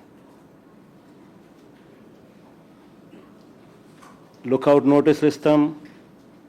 అన్ని రకాలుగా ఏమేం చేయాలని అన్నీ చేస్తాం. అందుకనే గవర్నెన్స్లో ఉన్న వాళ్ళు ఖచ్చితంగా వేసే ప్రతి అడుగు కూడా రేపొద్దున ఇదే మనకు చుట్టుకుంటే ఎలా అని ఆలోచన చేసి వేయాలి. చేసేది ప్రజలు ఇచ్చిన అవకాశం, దేవుడిచ్చిన అవకాశం, ప్రజలకు మంచి చేయమని చెప్పి నేను ముఖ్యమంత్రి స్థానంలో కూర్చోబెట్టాను. ఆ ముఖ్యమంత్రి పదవిని ప్రజలకు మంచి చేయడం కోసం ఉపయోగపట్టాలి కానీ కక్ష తీసుకోవడానికి కోసము, లేకపోతే మీకు వ్యతిరేకంగా ఎవరైనా మాట్లాడితే వాళ్ళ మీద తప్పుడు కేసులు పెట్టి వాళ్ళ జీవితాలను నాశనం చేయాలని చెప్పి చూడడం అన్నది దుర్మార్గం. అందుకే ప్రతి పోలీస్ సోదరికి చెప్తా ఉన్నాం, రేపొద్దున మీరు ఇరుక్కుంటారు. చంద్రబాబు నాయుడు గారి ప్రలోభాలకు దయచేసి లొంగాకండి, రేపొద్దున మీరు ఇబ్బంది పడతారు. సార్, జనసేన అధినేత ఈ మధ్యన హోంమంత్రి అమిత్ షా వద్దకు వెళ్ళారని ఏదో వైఎస్ జగన్ గారి మీద ఇబ్బంది పెట్టాలని చెప్పిన సందర్భం ఒకటి ప్రొఫెసర్ నాగేశ్వరరావు మొన్న మధ్యన చెప్పారు. అయితే అమిత్ షా చివాట్లు పెట్టి రాజకీయాల్లో నమ్మదగిన వ్యక్తి చంద్రబాబు కంటే జగనే బెటర్ అని అన్నట్టు కూడాను ఆయన అన్నారు. అది బాగా ట్రోల్ అవుతుంది ఇప్పుడు. అది ఆయన చూసిన, ఆయనకు తెలిసిన ఎక్స్పీరియన్స్తో ఆయన చెప్తా ఉన్నాడు. చంద్రబాబు నాయుడును చూసినాడు, జగన్ను చూసినాడు, ఇప్పుడు చంద్రబాబు నాయుడు గారి పాలన చూస్తూ ఉన్నాడు, జగన్ చేసిన పాలనను చూశాడు. ఆయనే కాదు, ప్రజలంతా కూడా చూసినారు. కాబట్టి ఎవరి నోట్లో అయినా కూడా, ఎవరి నోట్లో నుంచి వచ్చినా ఇవే మాటలే వస్తాయి. సార్, ఇప్పుడు తమిళనాడు ఎన్నికల్లో మొన్న విజయ్ మీ ఫోటో పెట్టుకుని ఎన్నికల ప్రచారం చేశారు. ఆ ప్రచారం కూడా ఆయనకు బాగా కలిసి వచ్చింది, తమిళనాడు ముఖ్యమంత్రి అయ్యారని కూడా చెప్తా ఉన్నారు. మీరే అనుకుంటున్నారు సార్? రమేష్, ఆయన రాష్ట్రంలో ఆయనకే పలుకుబడి ఎక్కువ ఉంటుంది, కానీ జగన్కి ఎలా ఉంటుందయ్యా? Sir, one last question, sir. Jagan sir, one last question. Sir, you have come up with the proposal Mavigan.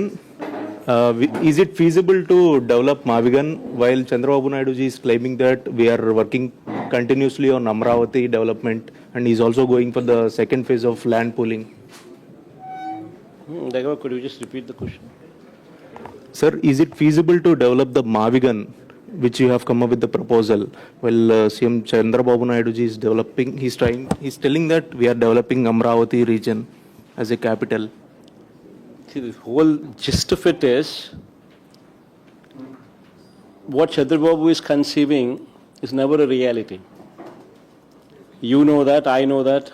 I think anybody with reasonable common sense would agree to it.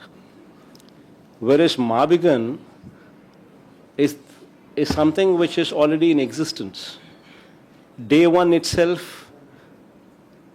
you have a certain level of city in place, with all the infrastructure already in place, be it in the form of a port in Machilipatnam, be it in the form of an international airport in Vijayawada, be it in the form of 4 national highways intersecting, be it in the form of 3 railway stations already in existence, be in terms of 9 medical colleges, private and government, both of them available, be it in various forms, be it educational institutions, be it in various forms, this is already in existence. So there is nothing required for you to spend except for improvising the connectivity, and at best over a period of maybe 5 years or maybe even 7 years or 8 years, just spend, if you can spend just 10% of whatever you're talking about in Amaravati, a reasonable amount of even 15,000-20,000 crores should suffice over a period of 5-7 years. The moment you accept to Mavigan, rather than constructing your buildings there, shift them over here and you christen it as Mavigan and capital. The moment you do that, the capital comes into existence on day one. Whereas there, even after a decade, even after 2 decades, even after 3 decades, you would find yourself in a situation where Andhra Pradesh has no capital.